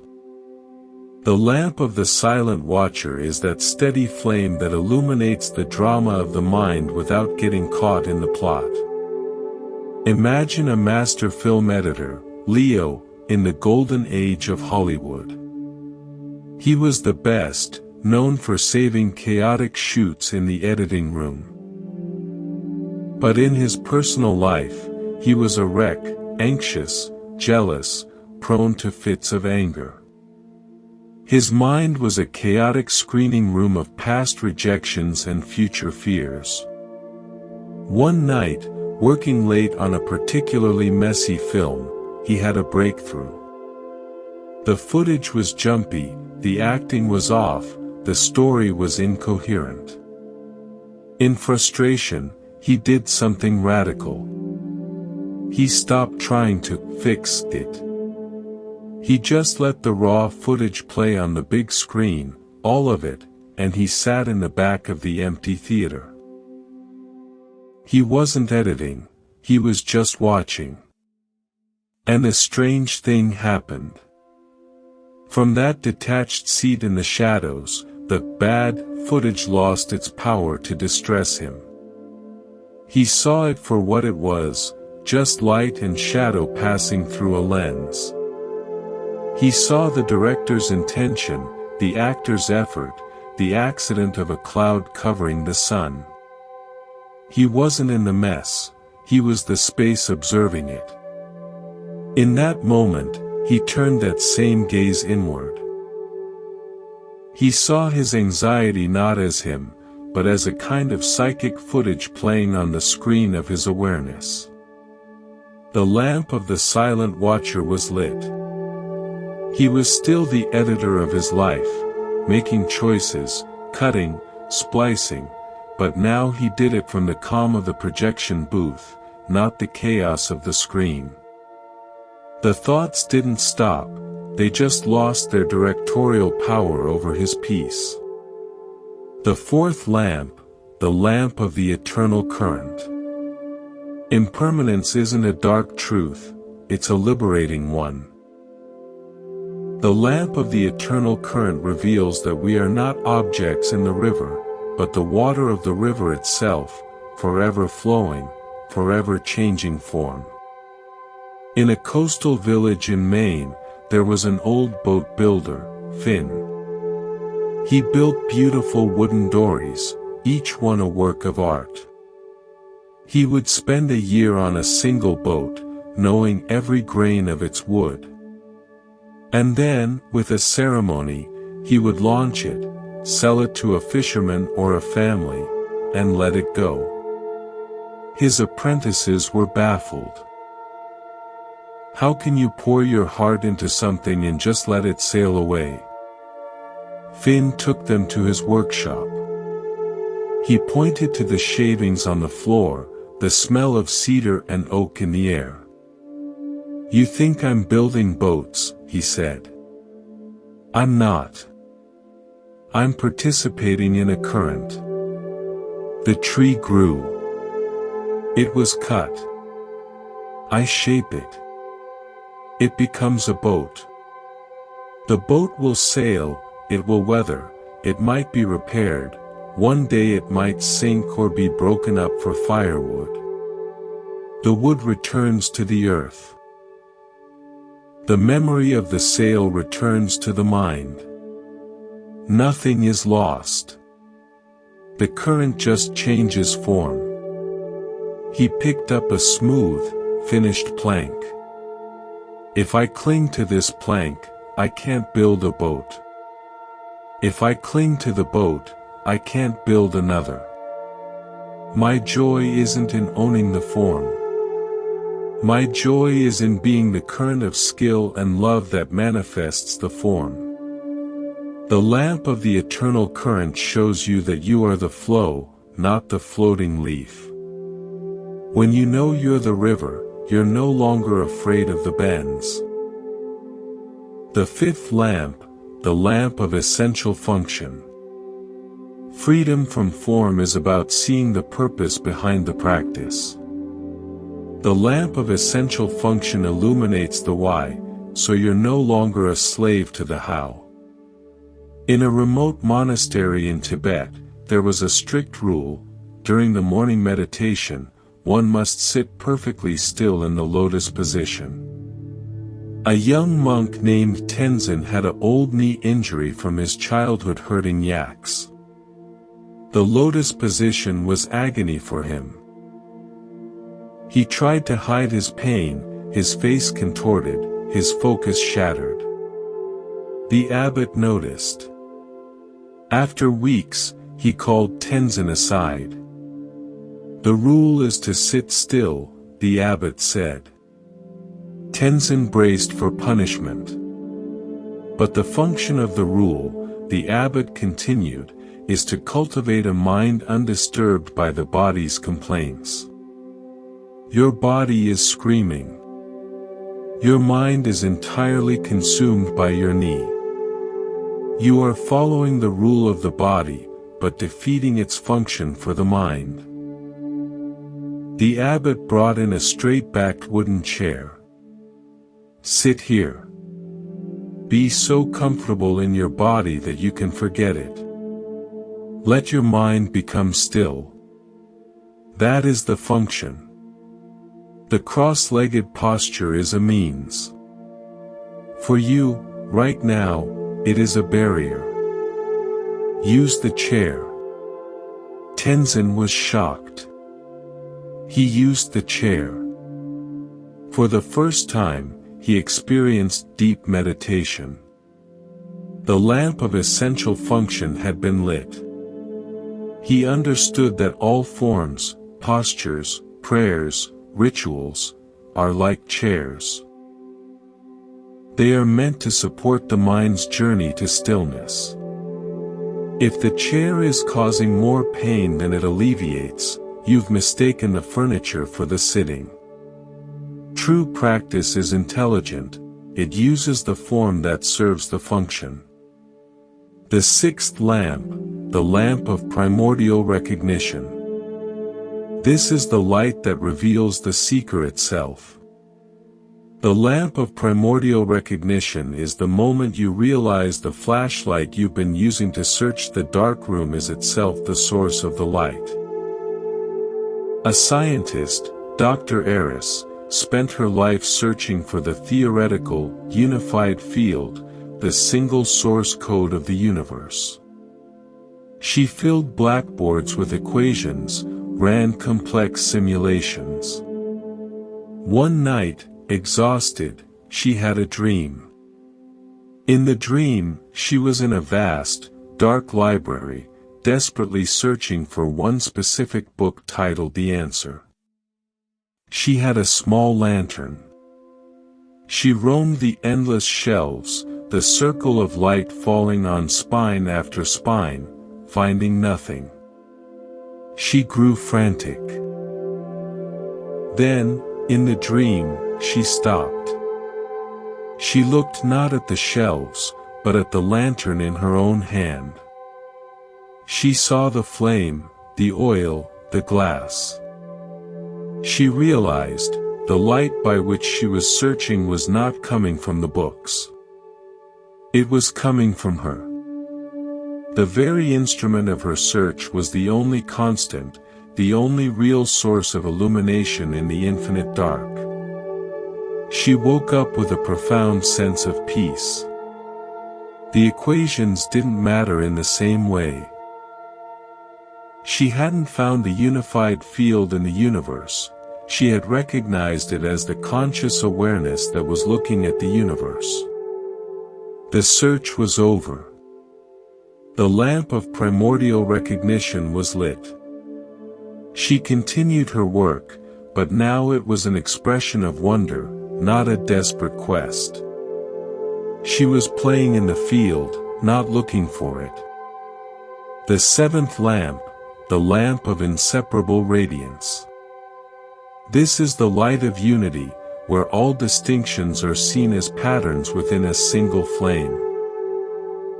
The lamp of inseparable radiance reveals that the lamp, the light, the object illuminated, and the one seeing are not separate phenomena. There's an ancient art form from a forgotten culture, sphere weaving. Artisans would create perfect, hollow spheres from a single, endless thread. From the outside, it looked like a beautiful, intricate orb. But if you knew how to find the starting point and gently pull, the entire sphere would unravel back into that single thread in your hands. The sphere never truly existed as a separate object, it was always just the thread, arranged. A master sphere weaver, Kalen, was on his deathbed. His students gathered, hoping for a final, profound teaching. Kalen was weak. He simply held up one of his perfect spheres, a universe of woven silver thread. "What is this?" he whispered. "A sphere, master," one student said. "What is it made of?" Kalen asked. "Thread," said another. Kalen gave the sphere to his most attentive student. "Unravel it." Carefully, the student worked, and the beautiful form dissolved into a long, shimmering line of silver in his lap. The sphere was gone. Kalen looked at the length of thread, then at his students. "Was the sphere ever here?" he asked. "Or was there only ever the thread, appearing as a sphere for a time?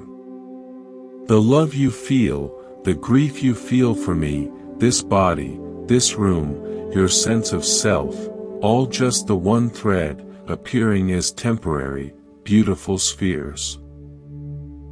Don't mourn the unraveling of a sphere. Celebrate the endless thread."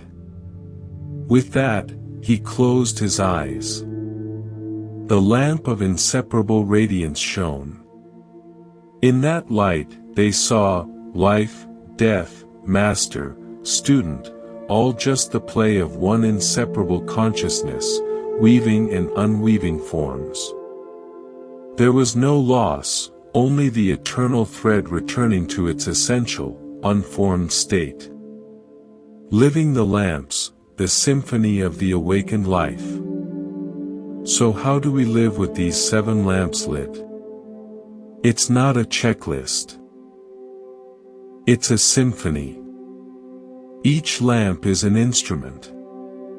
Spaciousness is the silence between the notes. Unconditional regard is the harmony. The silent watcher is the conductor. The eternal current is the rhythm. Essential function is the sheet music, followed but not worshipped. Primordial recognition is the musician realizing he is the music. And inseparable radiance is the entire concert hall, the space where the sound arises, the hearer, and the hearing, all as one event. You don't play the symphony. You are the symphony awakening to itself. New original stories for depth. Let's add more color to our tapestry with new tales, each highlighting an aspect of our journey. 1. The Librarian and the Lost Encyclopedia, Spaciousness and the Thinker. In the great library of Alexandria, before its burning, there was a junior librarian, Plotina. She believed knowledge was the key to peace. She dedicated herself to memorizing scrolls, especially the vast encyclopedia of all human worry, a 100-volume set detailing every possible fear and its historical solution. She became a walking reference desk for anxiety. When rumors of war reached the city, panic spread. People flocked to Plotina. What does the encyclopedia say about siege warfare? About plague? About famine? Her mind, crammed with data, became a cacophony of cited volumes and conflicting advice. She had a breakdown, paralyzed by the sheer weight of knowing. The head librarian, an elderly, serene man named Theon, found her sobbing in the stacks. He led her to the roof, above the vast collection. The city sprawled below, the sea beyond. Plotina, he said. You have studied the map of the storm until you believe you are the storm. Look up. He pointed to the vast, empty sky. The encyclopedia describes the clouds. It cannot give you the sky. Your mind is full of clouds. Your peace is the sky that holds them. Let the knowledge be. Be the knowing. In that moment, her frantic thinking exhausted itself against the simplicity of the sky. She realized she was the space for knowledge, not its container.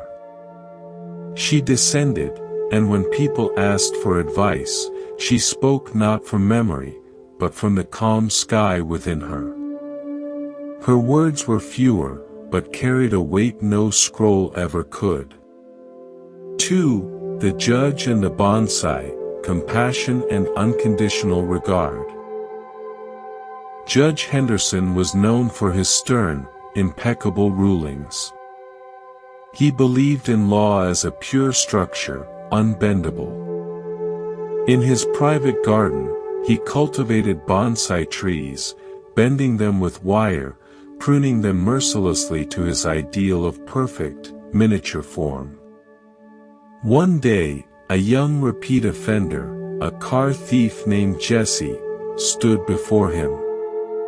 The law demanded a harsh sentence.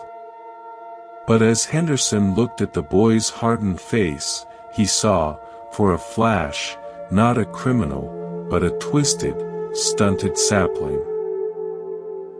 Forced into a shape by poverty, neglect, and bad wiring. Instead of pronouncing sentence, Henderson did something unprecedented. He invited Jesse to his private garden on a weekend. Jesse, suspicious, came. Henderson showed him the bonsai. "See this tree?" he said. "I've spent years forcing it to be this. It's perfect, by a certain standard. But it's not free. It will never know what it's like to grow as it wants." He handed Jesse clippers. "This one," he said, pointing to a juniper that had been brutally wired, "is yours. You can keep it as it is, a prisoner. Or you can cut the wires. It will be ugly, asymmetrical for a long time. But it will be its own tree." Jesse, baffled, cut the wires. He kept coming back, not by court order, but to watch his tree recover. Henderson became his mentor, not his warden. He applied the law, but with the spirit of the gardener who sees the life trapped within the form. He met Jesse with unconditional regard for his potential, not judgment for his past shape. The boy straightened out, not because he was threatened, but because someone finally saw the tree, not just the twisted branches. 3. The watchmaker and the broken mainspring, the witness and impermanence. Master watchmaker Alastair's prized possession was a 200-year-old pocket watch that had belonged to his grandfather. It was his touchstone of permanence, a perfect machine ticking through generations. One day, its mainspring, the heart of the mechanism, snapped. The watch was dead. Alastair was devastated. It felt like a personal failure, a break in continuity. He fell into a depression, his own sense of time broken. His wife, Elara, a weaver, watched his grief. She didn't try to fix the watch or his mood. One evening, she brought him to her loom. She was weaving a complex pattern. With a deliberate snip of her scissors, she cut the central, crucial thread. The pattern began to unravel rapidly. "What are you doing?" Alastair cried, horrified. "Watch," she said calmly. They watched as the beautiful, ordered weave dissolved into a meaningless tangle of loose threads on the loom. It was ruin. Then Elara said, "Now, the old pattern is gone. But the threads remain. Their quality hasn't changed. I can now weave a new pattern. One that couldn't have existed while the old one held.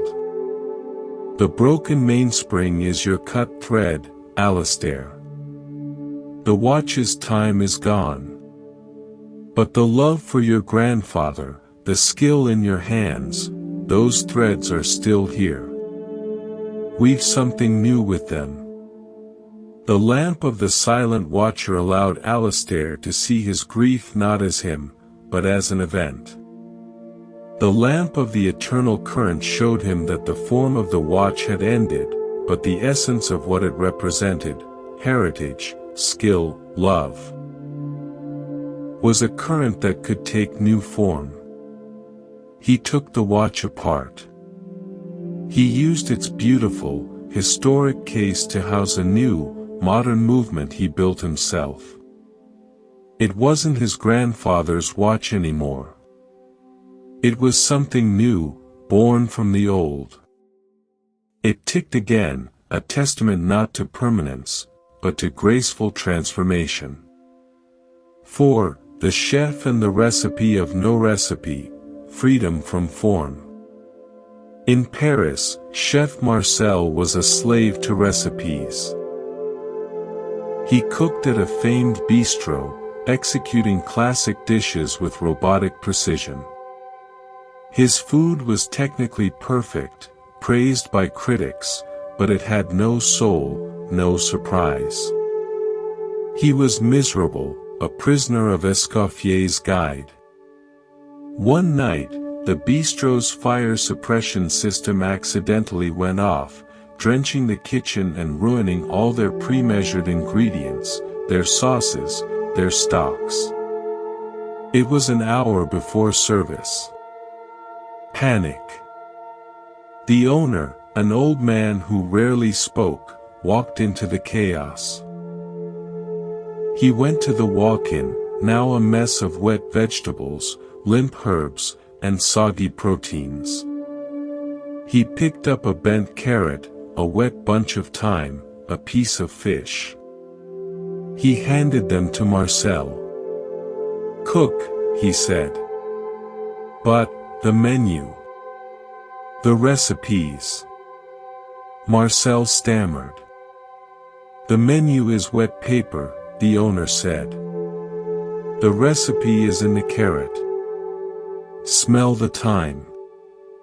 feel the fish. Now, cook what they want to be, with the skill you have. For the first time, Marcel had to listen to the food. He had to improvise. That night, he served a simple, desperate, inspired meal, a poached fish with a pan sauce made from the reduced runoff, a vegetable mash. It was unlike anything on the menu. The customers were silent, then erupted in applause. It was the best meal of his life. The owner lit the lamp of essential function. The function of a chef is to create nourishment and delight, he said later. The recipes are maps for those who don't know the territory. You know the territory. Stop following maps. Start exploring. Marcel became a legendary chef, not for his fidelity to form, but for his fearless dialogue with ingredients. He was free. 5. The Astronomer and the Dark Matter of the Self, Primordial Recognition and Unity. Dr. Celine Vance was an astronomer searching for dark matter, the invisible stuff that holds galaxies together. She spent years looking at the voids between stars, analyzing gravitational lensing, seeking the unseen. One night, during a marathon observation session, a power failure blacked out her observatory. All her screens, her instruments, her data feeds went dark.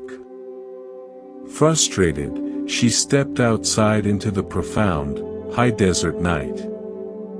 The Milky Way was a blazing river across the sky.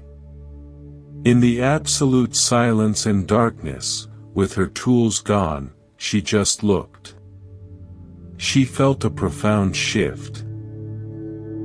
She wasn't looking at the universe from a point within it. She felt, viscerally, that her consciousness was the very space in which the universe was appearing. The stars weren't out there. They were patterns of light occurring within her awareness. The dark matter she sought, the invisible binder, wasn't between the stars. It was the aware, empty space of her own mind that gave location and meaning to here and there, to star and void. She laughed out loud, the sound swallowed by the desert. She had been using telescopes to look for the nature of the looker. The ultimate dark matter, holding the galaxy of her experience together, was the pure consciousness she had always been. The search was over. She went back to her work with a playful wonder, knowing she was studying the most fascinating projection within her own boundless awareness. A closing framework, the threefold mantra of the awakened life. As we integrate all this, let's distill it into a simple, threefold mantra for daily living. Not something to chant, but a lens through which to view every moment. 1. Welcome everything. This is the lamp of spaciousness and unconditional regard. Don't just tolerate, welcome. Welcome the pleasant and the painful thought, the praised and the blamed moment, the success and the failure. Welcome doesn't mean like. It means meeting each guest at the door of your awareness without slamming the door. Ah, anxiety, you're here. Come in. Have a seat. I see you. When you welcome everything, you stop wasting energy fighting your own experience. You create space for it to move through. 2. Own nothing. This is the lamp of the eternal current, the silent watcher, and freedom from form. You are the current, not the leaf. You are the watcher, not the thought. You are the musician, not the instrument. This body, these thoughts, these feelings, these roles, you don't own them. They are passing tenants in the house of awareness. You are the house. When you own nothing, you have nothing to defend, nothing to lose. You are invulnerably free. Free, remember what you are. This is the lamp of primordial recognition and inseparable radiance. In the middle of the drama, pause. Ask, what is aware of this right now? Don't answer with a thought. Feel back into the aware, spacious presence that is reading these words, hearing sounds, feeling sensations. That is what you are. Prior to name, prior to story, prior to problem. You are the ocean of awareness. Remember this. Let this be your home base, your true north. Welcome home, a final reflection. So here we are. Back at the beginning, but everything is different because you are seen differently. The monk's temple was never a place you had to travel to. It is the innate sanctity of your own presence. The journey was an unraveling of the stories that convinced you otherwise. You are not a cup to be filled. You are the ocean. You are not a mind to be perfected. You are the awareness using the mind. You are not a life to be desperately managed. You are the consciousness in which life spontaneously unfolds. The stories end now. The teaching dissolves. All that's left is this, the simple, undeniable fact of being. Feel the breath moving in your chest. That's life expressing itself. Hear the ambient sound in the room. That's the universe whispering to itself. Sense the aliveness in your hands. That's presence taking form. There is no test to pass. No certificate to earn. No final destination to reach. You have always been, and will always be, the awake space where all of this is happening. So rest. Deeply. Not as an escape, but as a sinking into the truth of what you already are. The lamp is lit. The temple is open. You were never not home. Welcome home. Continued expansion for length and depth. A new structural framework, the garden of the heart. Let us now reframe the entire journey not as a path or a hall of lamps, but as tending a garden within. This is the garden of the heart. Each understanding is a stage of cultivation. 1. Clearing the ground, emptiness/spaciousness. Before planting, you must clear the weeds, the rocks, the old, dead growth. This is the work of beginner's mind. It's not making the ground blank, it's removing the clutter that prevents true cultivation. The story of David and the coffee cup is about this clearing. You're not creating emptiness, you're discovering the fertile ground that was always under the mental weeds. 2. Preparing the soil, receptivity. Once cleared, the ground must be turned, aerated, made receptive. This is the quality of vibrant alertness, the empty cup ready to receive the rain. It's an active state of softness. The story of Samuel and the farmer demonstrates this.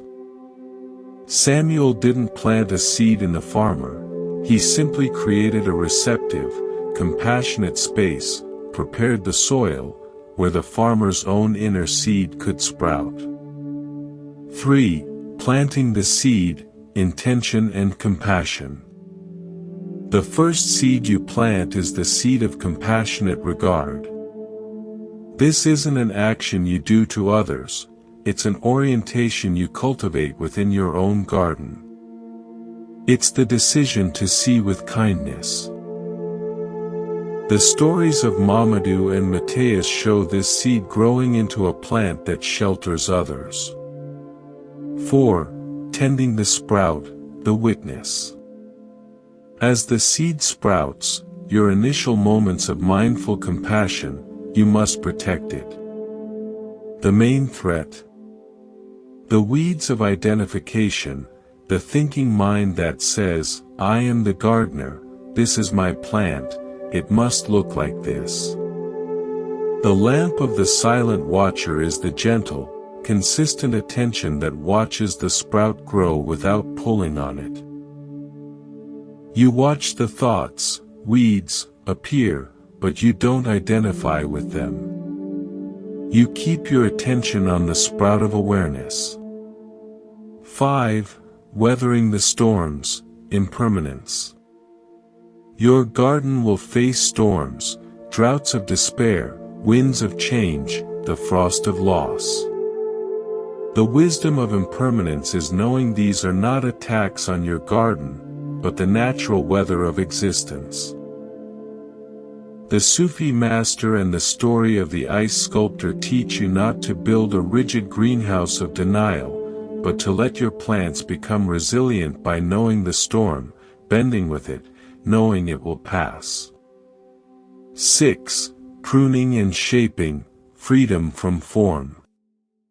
As the garden grows, some plants will become overgrown. Some forms, beliefs, habits, identities, may block the light. Pruning is not destruction, it's skillful shaping for the health of the whole. Doc, the frontier physician, and Ji, who burned the scroll, are master pruners. They cut away the dead wood of rigid form to let the living spirit flourish. This stage requires discernment, not dogma. 7. The garden comes to flower, recognition. After seasons of tending, the garden isn't just a collection of plants.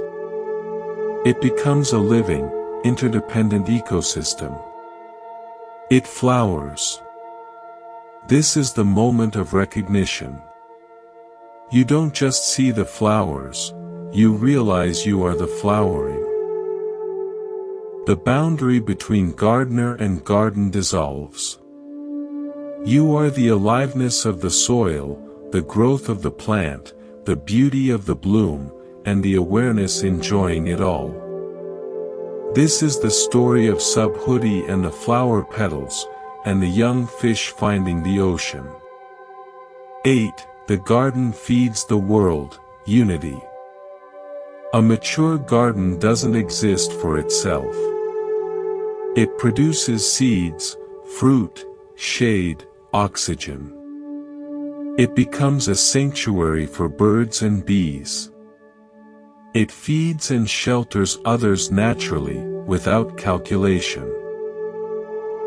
This is the stage of unity expressing as compassionate action in the world. It's Bankai's sincere voice, Kakua's single flute note, the garden's bounty being shared simply because it's overflowing. The distinction between my garden and the world vanishes.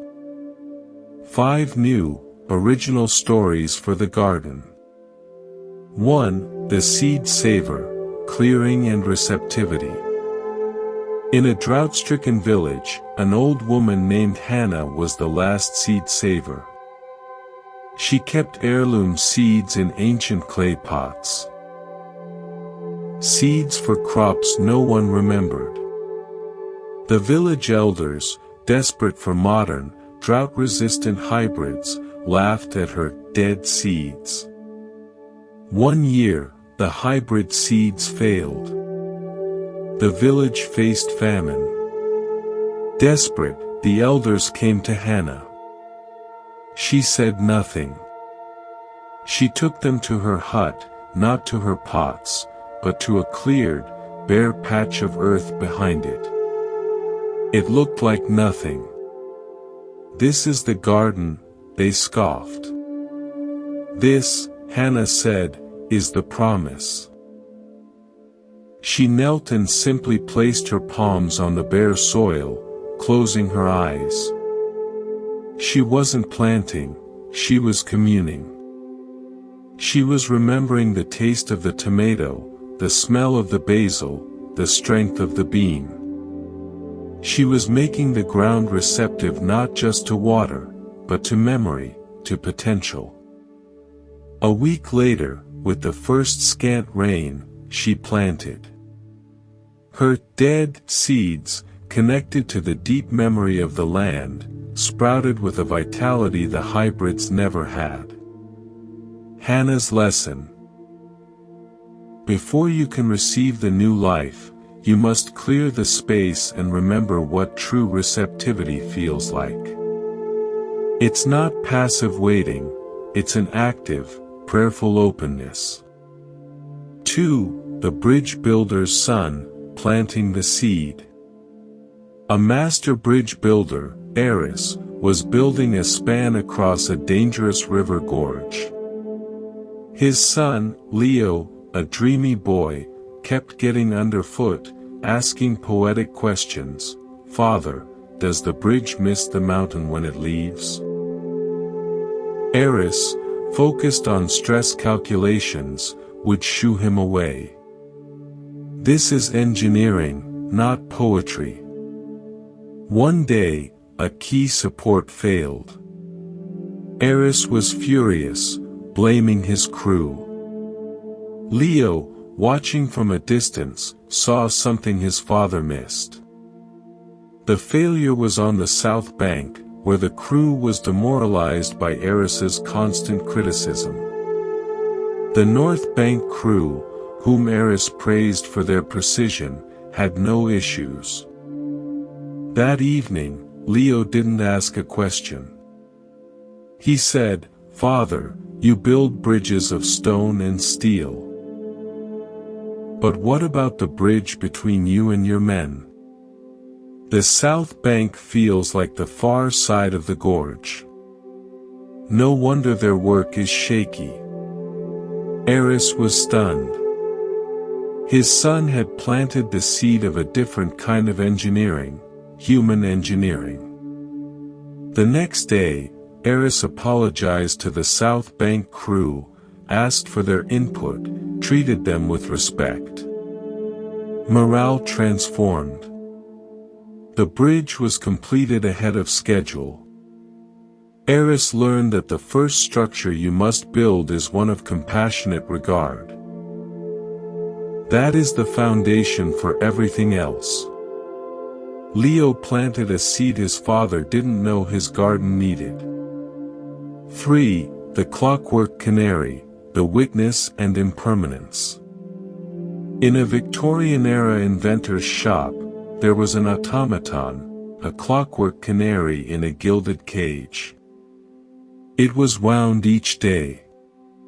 It would sing a perfect, mechanical song at precise intervals, then fall silent.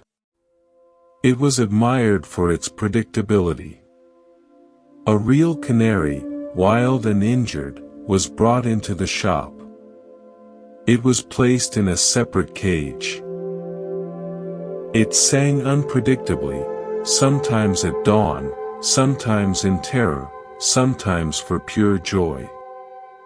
Its song was messy, alive, impermanent. The clockwork bird's owner pitied the real one. So fragile.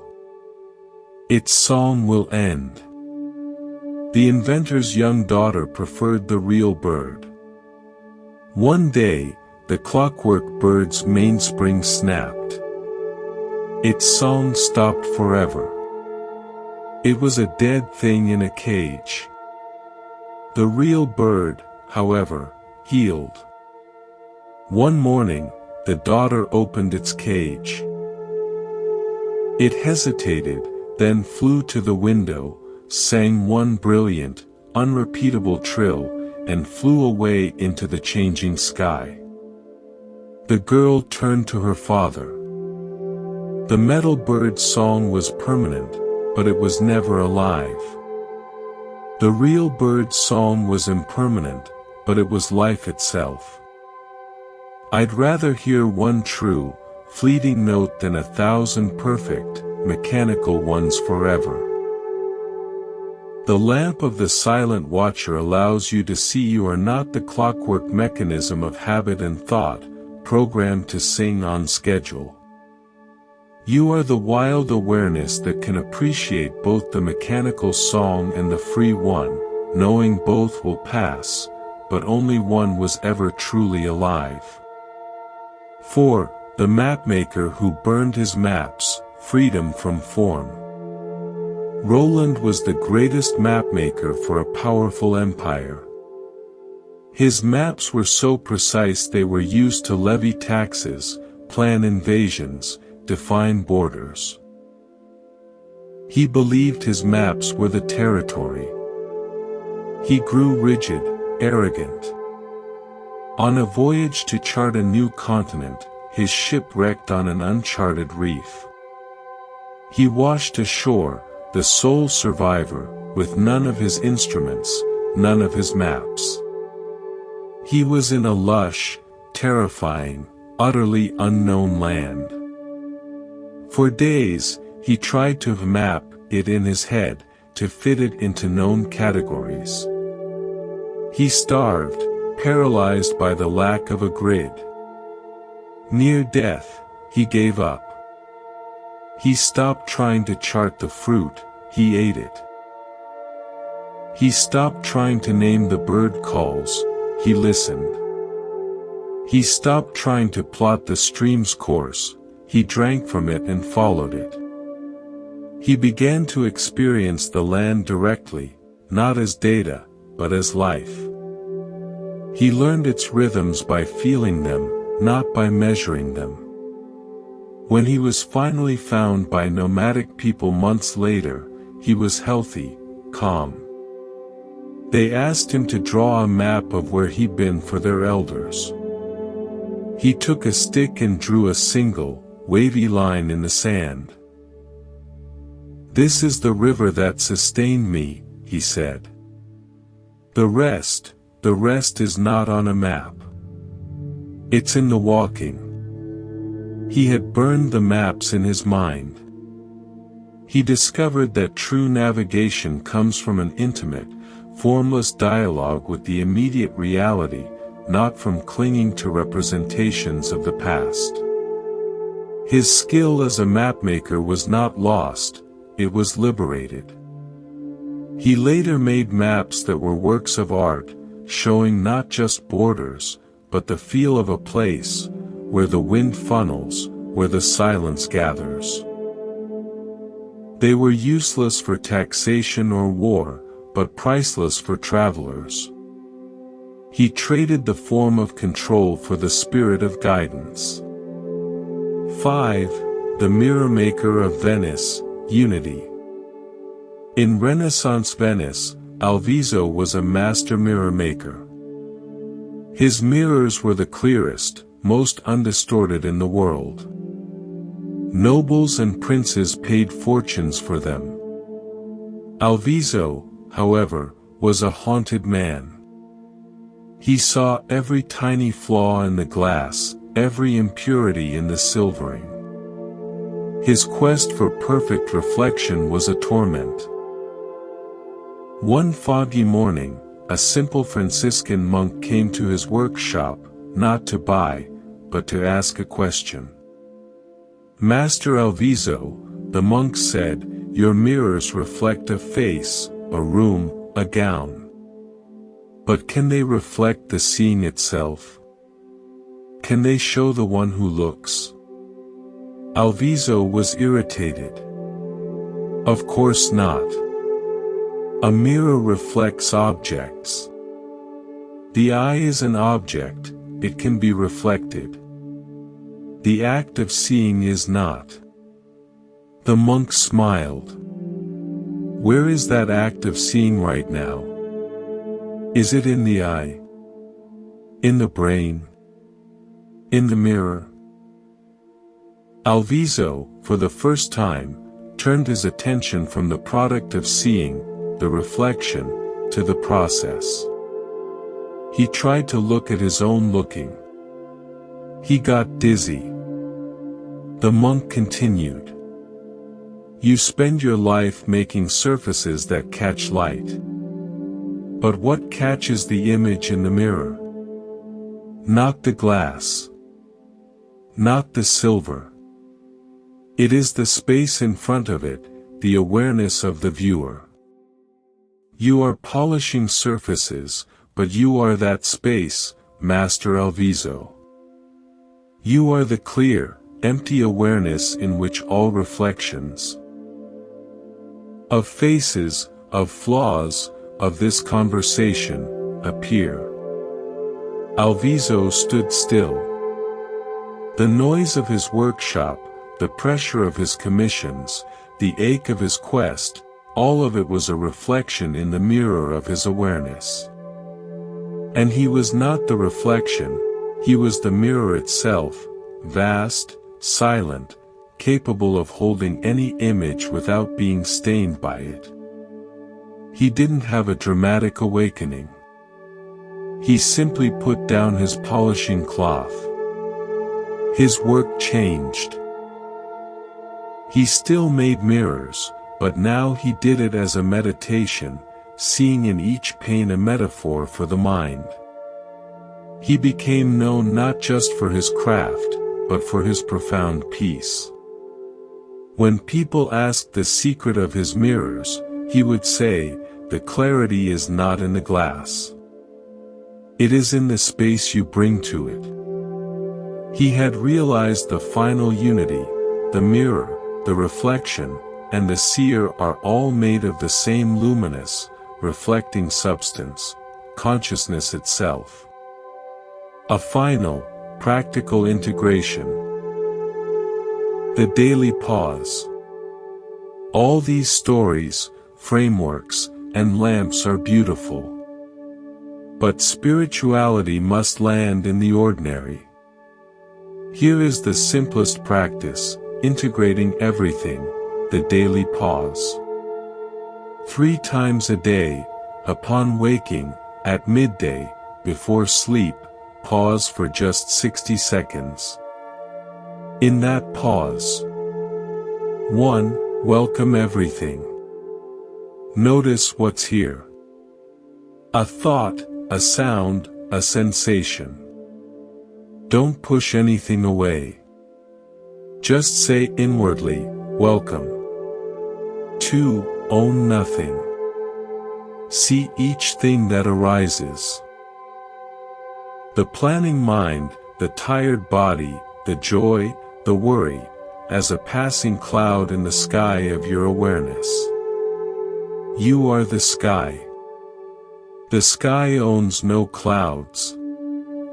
3. Remember what you are. Ask softly, what is aware of this pause? Feel back into the aware, spacious presence that is witnessing this moment. Rest as that for a few breaths. That's it. This isn't a meditation technique to master. It's a homecoming. A touchstone. In those 3 daily pauses, you light all 7 lamps. You tend the garden. You play your note in the symphony. You remember you are home. Original content expansion, additional stories and framework. A new structural framework, the 7 gates. Our journey, as we've seen, unfolds in a spiraling ascent. But let us now reframe it as passing through 7 gates, not as a linear path, but as layers of understanding, each one opening into a wider vista. We have passed through the gate of emptiness, the gate of compassion, the gate of the witness, the gate of impermanence, the gate of freedom from form, and the gate of recognition. The final gate is unity. To deepen our passage, let's explore new stories for each gate. Gate of emptiness, the clockmaker's lesson. In the narrow streets of 18th century Geneva, a young man named Henri sought to become the apprentice of the city's most renowned, and most silent, clockmaker, Master Leclerc. Henri arrived full of theories on escapements and pendulum harmonics. Leclerc, an old man with eyes that mirrored the depths of his precision gears, said nothing. He simply placed a disassembled pocket watch movement, a constellation of tiny screws, wheels, and springs, on a velvet cloth. "Show me the time," Leclerc said. Henri was confused. "But master, the watch is in pieces. It cannot tell time." "Exactly," Leclerc replied. "Yet time is. The watch does not create time. It measures what already is. Your mind is like this watch. You think by assembling thoughts, you create understanding. But true understanding is the space in which the thoughts tick. First, learn the silence between the ticks. Then, you may learn to arrange the wheels." For a month, Henry's only task was to sit in the silent workshop, listening. Not to sounds, but to the absence of them. He learned that the empty cup is not a lack, but the very condition that allows measurement, and meaning, to appear. Gate of compassion, the potter and the broken vase. In a Korean village known for its celadone pottery, a master potter, Ji-min, was famed for pieces of sublime grace. A rich, impatient collector once visited, demanding Ji-min's finest vase. Reaching for it himself, he fumbled, and the vase shattered on the stone floor. The collector, flushing with embarrassment and anger, blamed Ji-min's shelf. "A clumsy arrangement. You are responsible." Ji-min looked at the shards, then at the man's furious, ashamed face. He knelt and began carefully gathering the pieces. "This clay," he said softly, not looking up, "was once earth. It held water. It was shaped by my hands and the fire's breath. For a while, it held the form of a vase. Now it holds the form of shards. Its nature, to hold, has not changed.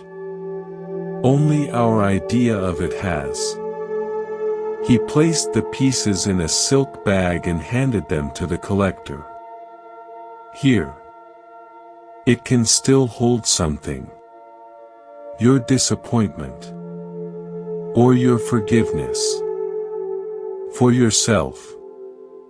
The collector left, humbled not by rebuke, but by a compassion that saw his inner fracture more clearly than the broken pottery. True compassion mends nothing outwardly, it reveals the wholeness that was never broken. Gate of the Witness, the lighthouse keeper's storm. On a rocky, isolated coast, a lighthouse keeper named Arlen kept his nightly vigil. A terrible storm arose one winter, waves crashing against the cliffs like mountains falling. The wind screamed, and the very stone of the tower seemed to shudder. Arlen felt a primal fear. The light will go out. The tower will fall. I will be lost. In his panic, he accidentally knocked over his oil lamp, plunging the watchroom into darkness. For a terrifying moment, there was only the roar of the storm. Then, his eyes adjusted.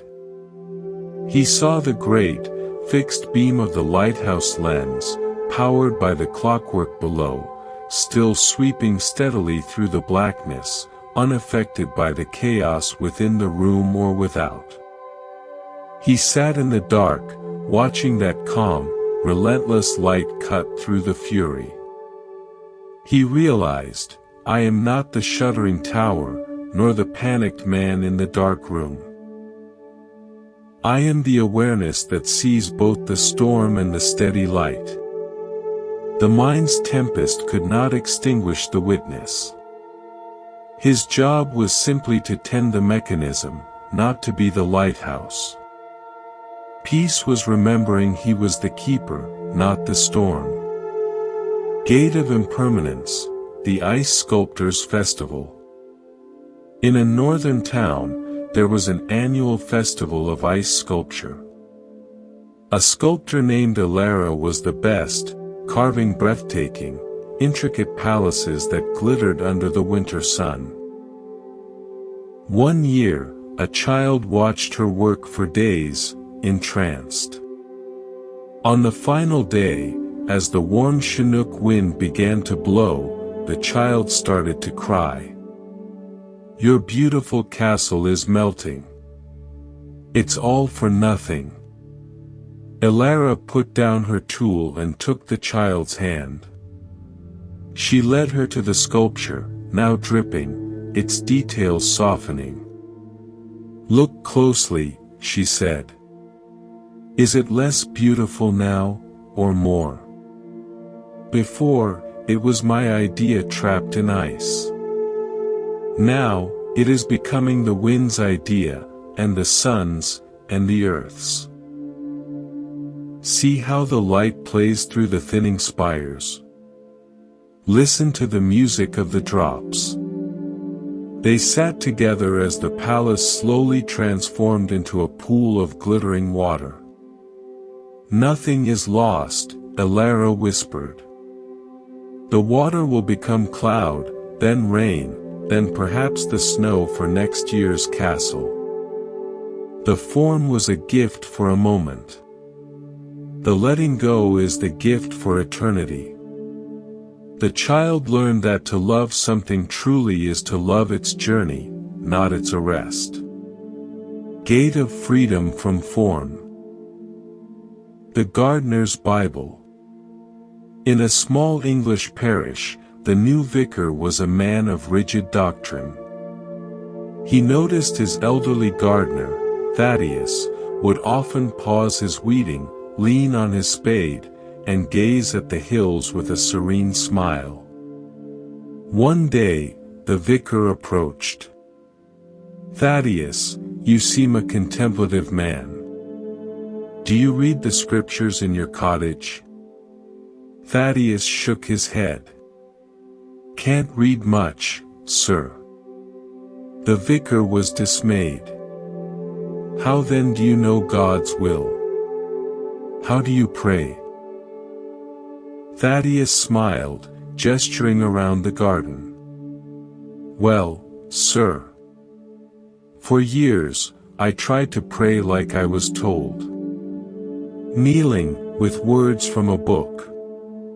Felt like talking to a wall. Then one spring, I was turning the soil for the peas. Felt the sun on my neck, the good earth in my hands. Felt a gratitude. So I just said, thank you, to the sun, the soil, the life in the seeds. And I felt heard. He pointed to a rose. That's my scripture. The caterpillar on that leaf, that's my commentary. The changing seasons, that's my liturgy. My whole garden is my chapel, and my work is my prayer. The vicar, who had complex sermons but a barren heart, walked away silenced. Thaddeus was not breaking rules, he had discovered the source from which all sacred forms originally sprang, direct, intimate communion with life itself. Gate of recognition, the mirror in the blacksmith's shop. A renowned philosopher traveled to meet a simple blacksmith in a remote village, rumored to possess profound insight. The philosopher found the man at his forge, hammering a glowing blade. He launched into his most intricate question about the nature of consciousness and reality. The blacksmith, not pausing his rhythmic hammering, nodded toward a bucket of dark water used for quenching steel. "See that bucket?" he said over the clang. "When the water is still, what does it do?" The philosopher, irritated by the non sequitur, said, "It reflects. The roof, the fire, your face." "Good," said the blacksmith. He lifted the red-hot blade and plunged it into the water with a great hiss and cloud of steam. The water roiled violently. "Now what does it do?" "It bubbles. It steams. The reflection is gone, shattered." The blacksmith pulled out the now hardened blade. "Is the water's nature to reflect, or to hiss and steam?" "Its nature is to be water," the philosopher replied, growing impatient. "Exactly," said the blacksmith, holding up the dark, still surface once the turbulence subsided. "Reflection, turbulence, stillness, these are its states. Your mind is the water. Your brilliant thoughts and burning anxieties are the hot steel. You are asking about the states. I am pointing to the nature. Don't seek a perfect reflection or fear the hissing steam. Just know what you are, the water. Everything else is just temperature and metal." In that moment, the philosopher's search collapsed. He was not a thinker having thoughts, he was the awareness in which thinking, like steam, arose and vanished. The seamless garment, a final, original teaching. All these gates, all these stories, are not separate. They are like facets of a single diamond. The emptiness is compassion, because only an empty mind can fully meet another. The witness is impermanence, because it is the only thing that does not change. Freedom from form is recognition, because the moment you recognize your nature, you are free from all concepts about it. And all of it is unity. Imagine a master weaver at her loom. The emptiness is the space between the threads, the crucial gap that allows the fabric to exist. Compassion is the interweaving itself, the warp and weft connecting. The witness is the steady frame of the loom, holding the tension. Impermanence is the constant movement of the shuttle, the coming and going of colors and patterns. Freedom from form is the weaver's creative choice to follow the emerging design, not a rigid pattern. Recognition is the weaver's sudden, delighted awareness that she is not separate from the weaving, her consciousness is the very thread in motion. And unity?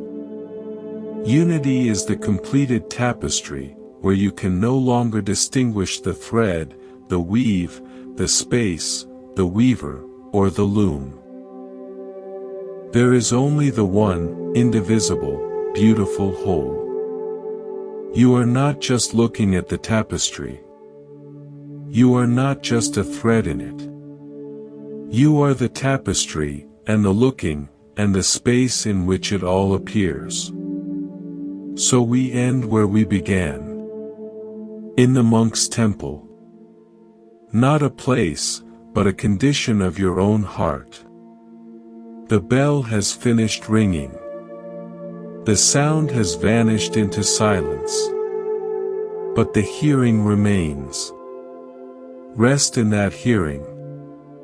Rest in that awareness. You are home. Welcome home. Further expansion, deeper layers and new stories. The unfolding scroll, a framework of 3 cycles. Perhaps our understanding doesn't move in a straight line, but in expanding cycles, like ripples from a stone dropped in a pond. Let's call them the 3 cycles of awakening. The first cycle, the cycle of personal mastery. This is where we began. It's about the individual's journey. Emptying your own cup, spaciousness. Managing your own mind, the witness. Freeing yourself from personal attachments, impermanence, freedom from form. It's the work on the self, for the self. Many stop here, enjoying a private peace. But the river wants to flow to the sea. The second cycle, the cycle of relational artistry. Here, the insights turn outward. Your spaciousness becomes the ground for unconditional regard for others. Your witness becomes the clarity that allows for skillful compassion. Your freedom from form becomes the flexibility to meet each person, each situation, uniquely. It's not about you anymore, it's about the dance between you and the world. The gardener tends not just his own plot, but becomes a source of shade and fruit for others. The third cycle, the cycle of impersonal unity. This is where the last veil drops. The you that was mastering and relating is seen as a temporary pattern within a vaster intelligence. The distinction between personal and impersonal, self and other, seer and seen, collapses. You operate from primordial recognition and inseparable radiance. Action happens, compassion flows, wisdom speaks, but there is no central doer claiming credit. It's the ocean waving. The symphony playing itself. Each cycle contains all the lamps, all the gates, but at a deeper octave. The first cycle's compassion might be, I will help you. The second cycle's compassion is, I see you, and I will meet you where you are. The third cycle's compassion is simply the natural, frictionless expression of unity itself, like the sun shining, not because it chooses to, but because it is its nature. 5 new stories for the 3 cycles. 1. The first cycle, the arrogant astronomer's telescope. An astronomer, proud of his powerful new telescope, would lecture anyone who visited his observatory on the precise coordinates of nebulae and the orbital mechanics of planets. He believed understanding the universe was a matter of correct data. One clear night, his young niece visited. Bored by his lecture, she wandered to the open dome and simply lay on her back on the cold floor, looking up with naked eyes at the star-strewn sky. "Uncle," she whispered in awe, "it's so big." Irritated, he scoffed, "You're not seeing anything. Through the telescope, you see detail." She replied, "But I'm not trying to see a thing. I'm just seeing." In her simple statement, he heard an echo of the beginner's mind he had lost under mountains of data. His first cycle began that night, not by looking at the stars with a better instrument, but by rediscovering the vast awareness in which the stars, and his telescope, appeared. 2. The second cycle, the diplomat's empty chair. A seasoned diplomat was sent to mediate a bitter, generations-old land dispute between two communities. He arrived with binders of historical treaties, maps, and legal precedents. The first joint meeting was a disaster, accusations, shouted grievances. That night, frustrated, he walked the contested borderland alone. He saw not lines on a map, but the same olive trees on both sides, the same stream watering both fields, the same moon overhead. The next day, he entered the meeting room and did something radical. He pushed aside his binders.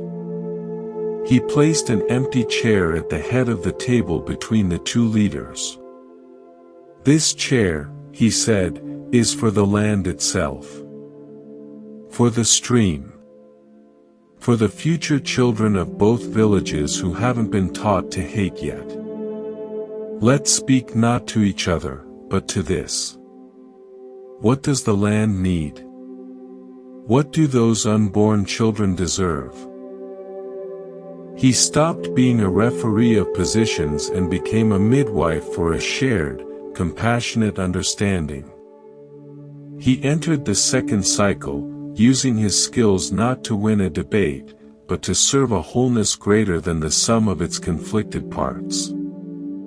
3. The third cycle, the old woman by the river. In a village, there was an old woman who did nothing remarkable. She mended clothes, tended a small plot, smiled at children. She had no disciples, gave no talks. But people felt inexplicably calm and clear in her presence. A seeker, having met many famous gurus, heard of her and visited, expecting profound secrets. He found her washing clothes by the river. "Grandmother," he asked, "what is your practice? What meditation do you do? What truth have you realized?" She didn't look up from her washing. "The river washes the clothes. The sun dries them. The body moves. The heart is quiet. What practice is there?" He persisted. "But surely you have attained some great understanding." Finally, she looked at him, her eyes like still pools. "Young man," she said softly, "do you hear that kingfisher?" A blue bird shot past with a flash. Did it attain flying? Is the river attaining flowing? I am like that. Nothing attained. Nothing practiced. Just this. And she returned to her washing. He left, initially disappointed. But days later, her words echoed. Just this. He realized she was living the third cycle perfectly. There was no separation between her and the activity. No one having an understanding. She was the functioning of unity itself, washing, flowing, being, utterly ordinary, utterly complete. Her teaching was her seamless being. 4. The cycle within a cycle, the weaver's mistake. A master weaver was creating a commissioned tapestry with a complex, pre-designed pattern. Halfway through, her hand slipped. The shuttle carried the wrong color across several rows, creating a glaring error in the sacred geometric design. Her heart sank. The commission was ruined. In a moment of first cycle frustration, she considered cutting out the section. Then, shifting to second cycle perspective, she stepped back. She looked at the mistake not as a flaw, but as a new element in the relationship between the weaver and the work. What if, she thought, this isn't an error, but the pattern's way of asking for something new? She entered a state of deep, quiet attention, the witness. She didn't force a solution. She followed the mistake, weaving new patterns around it, integrating it, allowing it to become the centerpiece of a more dynamic, unexpected, and beautiful design than the original. The client, upon seeing it, declared it a masterpiece, seeing in the error a symbol of divine imperfection within perfection. The weaver had moved through all three cycles in one creative act: personal frustration, relational dialogue with the work, and finally, an impersonal unity where mistake and design were seen as one creative process. 5. The eternal cycle, the storyteller and the silence. In every culture, there is the storyteller, the keeper of tales. Let's imagine an elder named Cora, whose voice could hold an entire village spellbound. She told stories of heroes, monsters, love, and loss. One evening, after a particularly stirring tale, a child asked, "Grandmother, where do the stories come from?" Cora smiled. "They come from the silence between the words." The child was confused. "But silence is nothing. Is it?" Cora said. She asked everyone to be quiet. For a full minute, the only sound was the crackle of the fire and the wind outside. In that silence, she whispered, "Did you not hear 1,000 stories waiting? The story of the wind's journey, the fire's hunger, your own heartbeat. The spoken story is just a little piece of the silence, given a voice. When the story ends, it doesn't go away. It returns to the silence, which holds all stories that ever were or will be." Cora was pointing to the ultimate framework. The first cycle is learning to hear a story. The second cycle is learning to tell a story skillfully.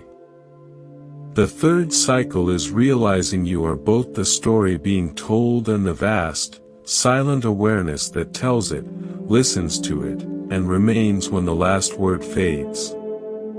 A new metaphor, the sky dial. For a final, unifying image, consider not a sundial that measures time by a shadow, but a sky dial. A sundial needs a solid gnomon, the pointer, and the sun to cast a shadow. The time is read in the shadow's movement. Our usual mind is like this: a solid sense of self, the gnomon, and the light of experience creates the shadow drama of past and future, of problem and solution. We spend our lives reading the shadow, thinking it is real. The sky dial is different. It has no solid pointer. It is simply a clear, open circle, facing the sky. It doesn't measure the sun's passage by a shadow. It measures it by the quality of light itself. The pale blue of dawn, the white gold of noon, the fiery orange of dusk, the deep indigo of night. The dial doesn't do anything. It doesn't cast a shadow. It simply registers the ever-changing presence of the sky in its totality. You are the sky dial. Your true nature is the open, clear circle of awareness. Thoughts, feelings, sensations, the entire world, these are not shadows cast by a solid self. They are the ever-changing qualities of the light of consciousness itself, appearing within you. Dawn anxiety, noon joy, dusk grief, night peace, all are just the sky being itself. You don't need to fix the dawn or hold on to the noon. You simply are the space that welcomes all weather, all light, all time, without being changed by any of it. When you live as the sky dial, you stop chasing or fleeing shadows. You rest as the knowing space in which the magnificent, temporary play of light and dark, joy and sorrow, life and death, unfolds of its own accord. You are at peace, not because the weather is good, but because you know you are the sky, not the weather. We have walked many paths tonight. Through deserts and villages, across centuries and cultures. We've lit lamps, passed through gates, tended gardens, and moved through cycles. We've been the cup, the ocean, the watcher, the river, the weaver, and the sky. Every story, every framework, every metaphor has one purpose, to point you back to the simple, alive presence that is reading these words. There is no complexity to master. Only a simplicity to remember. You are not the content of your life. You are the context. You are not the music. You are the silence that holds the melody. You are not the traveler. You are the destination that was never anywhere else. The monk's temple is this realization. It is the unshakable peace of knowing what you truly are. So as we end, let all teachings fall away. Let the voice of the speaker dissolve into the silence from which it came. What remains? Only this. The aware, peaceful, loving presence that you have always been. It is enough. It is more than enough. It is everything. You are home. Welcome home. Let's close with a few last parables, like stones dropped into the pond of your mind, their ripples merging with all the rest. A bell in a high tower was proud of its pure, resonant tone. It believed the sound was its own achievement. It looked down on the silent bell ringer. One day, the bell ringer fell ill. No one came to ring the bell. Days passed in silence. The bell, unused, felt a deep emptiness. It realized its true nature was not to make sound, but to be capable of sound when struck. Its essence was the perfect, resonant hollow space within. The bell ringer's rope was just the occasion for its true nature to be expressed. You are the bell. Life is the bell ringer. Your peace is not in the ringing or the silence, but in knowing you are the hollow, resonant space that can welcome both. A king hired 2 painters to paint opposite walls of his throne room. The first painter worked day and night, creating a stunning, photorealistic mural of the kingdom's landscapes. The second painter simply painted his wall a flawless, luminous white. The king was furious with the second painter. You have given me nothing. The painter bowed. Sire, look now at the first painter's mural. The king looked. Reflected in the pristine white wall, the detailed mural appeared twice, once on its own wall, and again, as a shimmering, dreamlike reflection in the white. The white wall didn't add content, it multiplied beauty by providing a perfect mirror. The first painter gave you the world, sire, the second painter said. I gave you the mind that can appreciate it. Don't just paint the mural of your life. Remember the pristine, reflective awareness in which it all appears. That is your greatest gift. A sailor believed his boat's safety depended on its anchor, heavy, solid, gripping the seabed.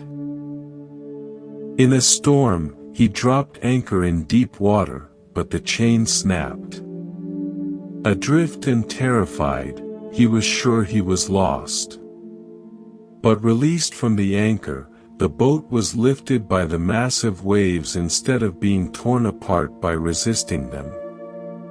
It rode the storm, flexible and buoyant. He reached the open sea, where the storm had passed, and found a vast, calm expanse. He realized, the anchor was for temporary holding in shallow, known waters. For the deep ocean and its storms, the boat's own buoyancy and design were its true safety. Your beliefs, your rigid identities, are anchors. Useful sometimes in life's shallows. But for the deep waters of true existence and the storms of great change, your safety is your own innate buoyancy, the aware, spacious consciousness that cannot be sunk, because it is not a thing in the water, but is itself the very nature of buoyancy and depth. There is no last word. Only the ever-present, wordless awareness that has been here since before the first story began. Be still. Know. You are that. Welcome home.